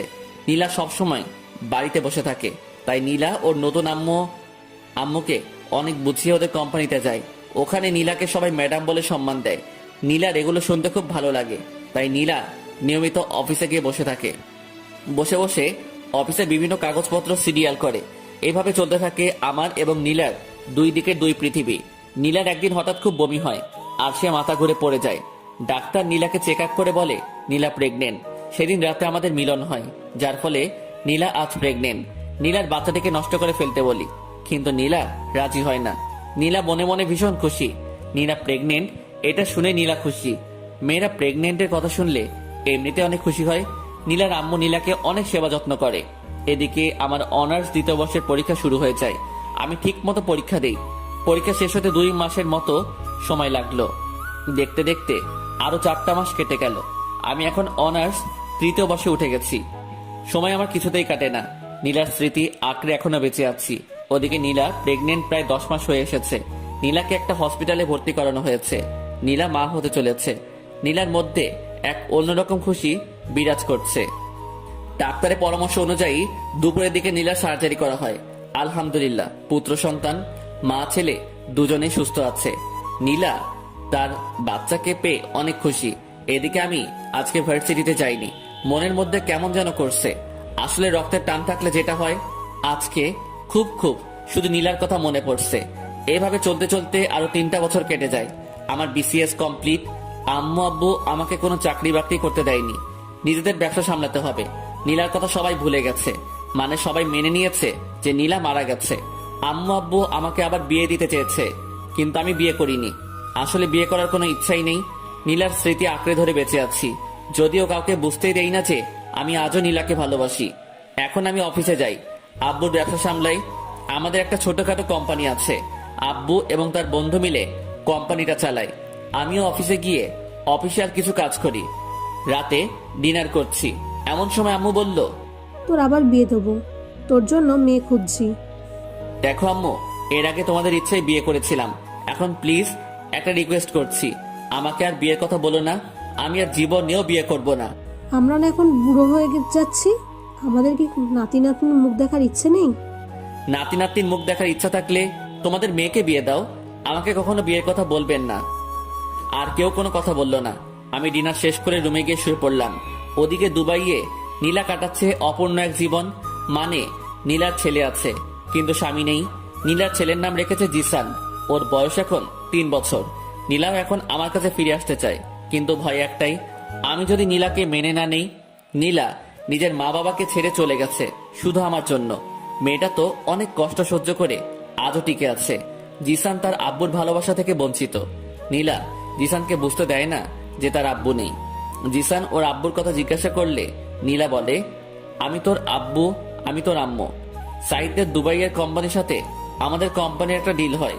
2 কোম্পানি থেকে একটা মিটিং করার সিদ্ধান্ত হয়, আর মিটিংটা আমাদের দেশে হবে এটা নির্ধারণ করা হয়। সাইদ গিয়ে নীলাকে বলে, বাংলাদেশের একটা কোম্পানির সঙ্গে আমাদের একটা মিটিং আছে, আমরা বাংলাদেশে যাব। তুমি আমাদের সাথে যাবে? না, আমি বাংলাদেশে যাব না। বাংলাদেশেই তো যাচ্ছি, তোমাদের বাড়িতে তো না। আমরা গিয়ে ওখানে একটা মিটিং করব আর ওখানে 1 মাস থাকবো।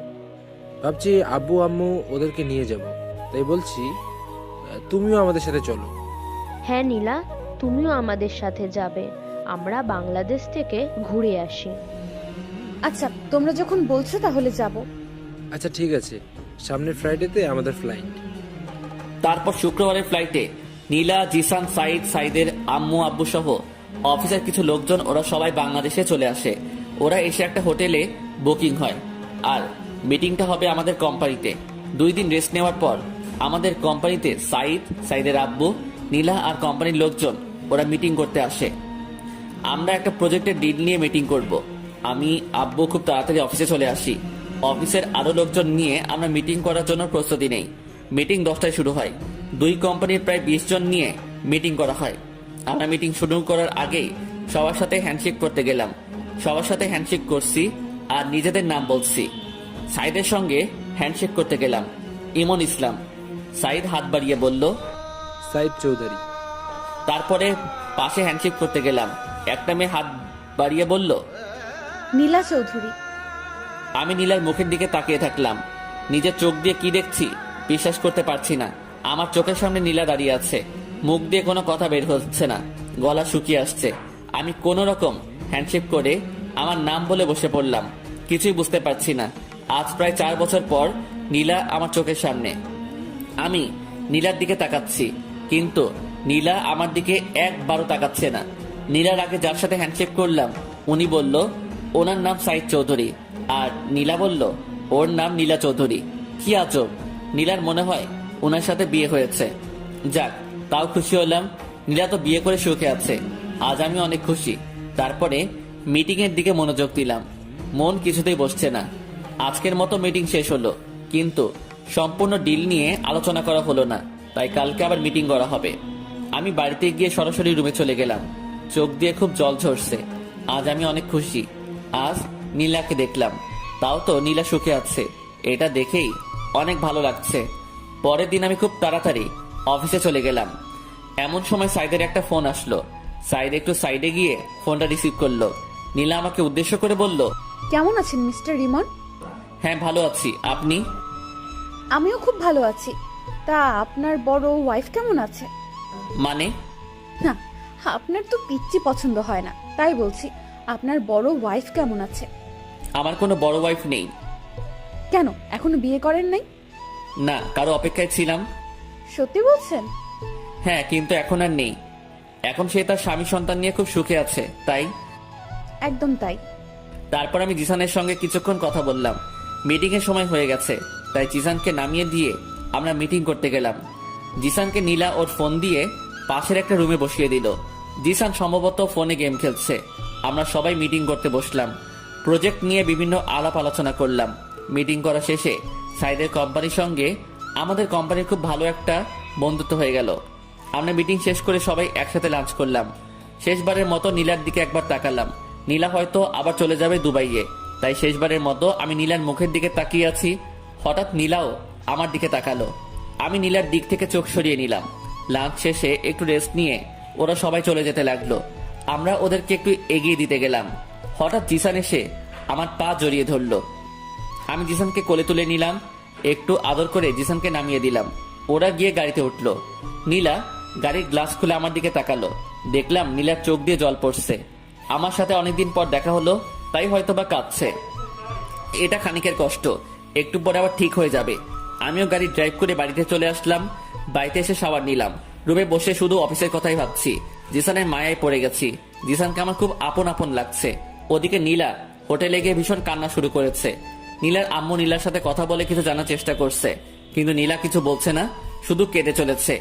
অনেক চেষ্টা করে নীলার আম্মু জানতে পারলো যে আজকে আমার সাথে নীলার দেখা হয়েছিল। কাঁদছো কেন তুমি? আম্মু, ইমন ভালো নেই। তুমি কিভাবে জানলে ও ভালো নেই? ওর সাথে কথা বলেছি, ও এখনো বিয়ে করে নাই, এখনো আমার অপেক্ষায় আছে। কি বলছো কি? তুমি তো বলেছিলে ও তোমাকে সহ্য করতে পারতো না, তাহলে এখনো তোমার জন্য অপেক্ষা কেন করছে?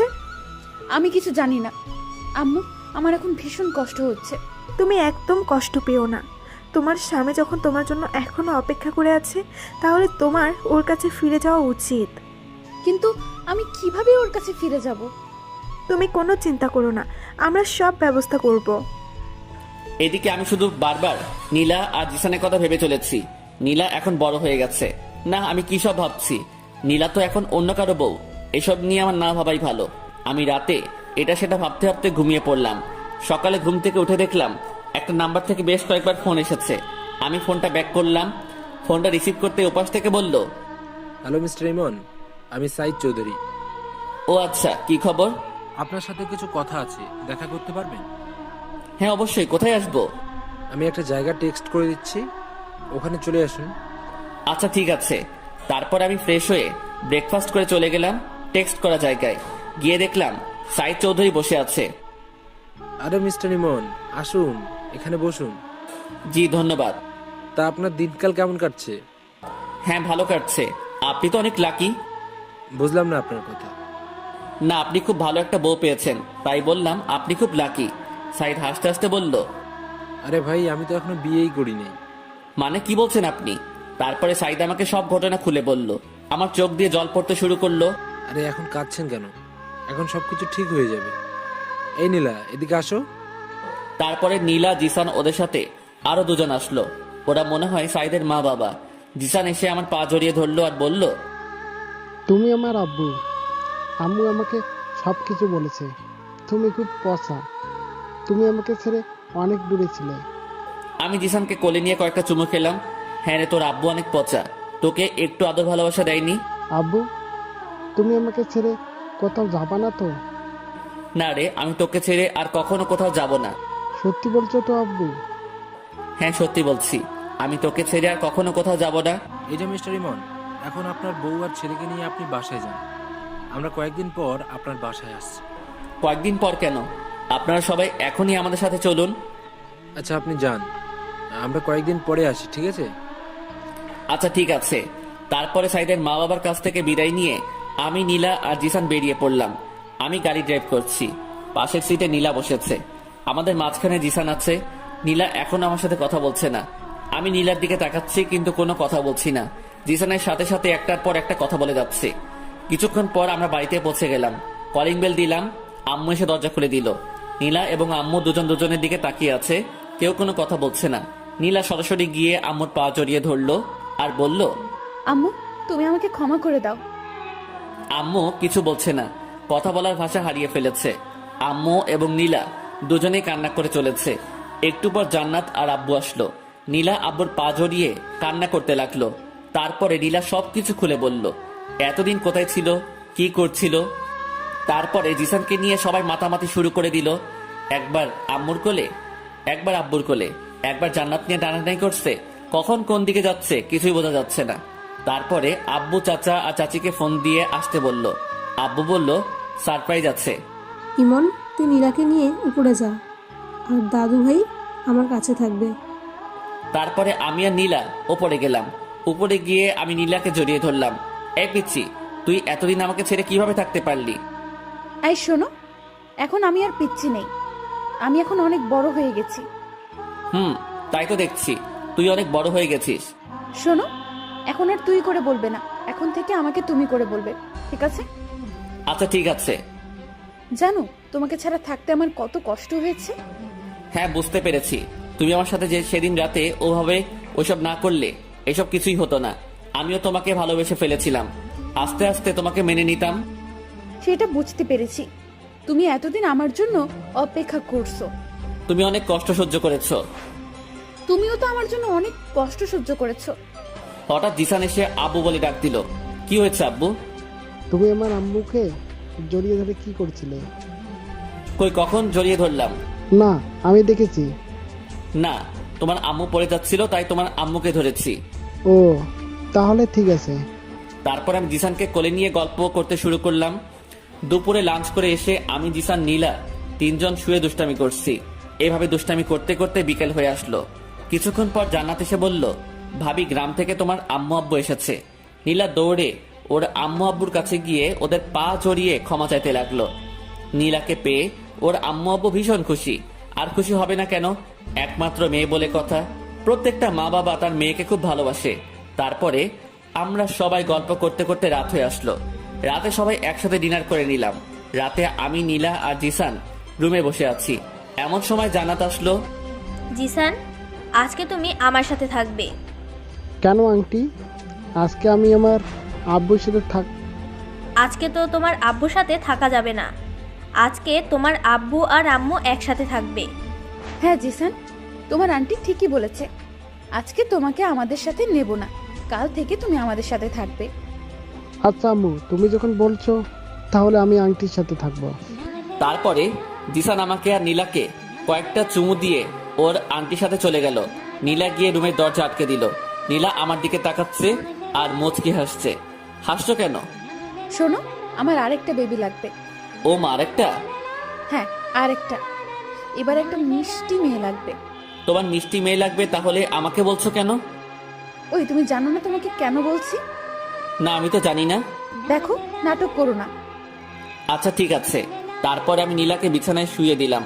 আমি আস্তে আস্তে নীলার কাছে গেলাম। নীলাকে কিস করতে শুরু করলাম। নীলার গালে, মুখে, গলায় কিস বসাতে শুরু করলাম। শুধু কি কিস করলে হবে নাকি? অন্য কিছু করবে? এত ব্যস্ত হচ্ছ কেন? আমার এক্ষুনি লাগবে। আচ্ছা ঠিক আছে। তারপরে আমি নীলার ড্রেস খুলে, আপনারা কি শুনছেন? হ্যাঁ, আর কিছু শোনার নেই। তারপরে আমি আর নীলা সুখের সাগরে ভাসতে থাকলাম, যেখান থেকে আর কখনো ফিরে আসবো না। এইভাবে আমাদের সুখের জীবন কাটতে থাকলো। সমাপ্ত। আসসালামু আলাইকুম। গল্পটি শুধুই কাল্পনিক ছিল, আপনাদেরকে বিনোদন দেওয়ার জন্য গল্পটি লেখা হয়েছে। গল্পটি যারা প্রথম থেকে শেষ পর্যন্ত পড়েছেন তাদেরকে অনেক অনেক ধন্যবাদ। আশা করি গল্পটি আপনাদের ভালো লেগেছে। পরবর্তীতে আরো ভালো গল্প নিয়ে আসবো। সবাই ভালো থাকবেন, সুস্থ থাকবেন।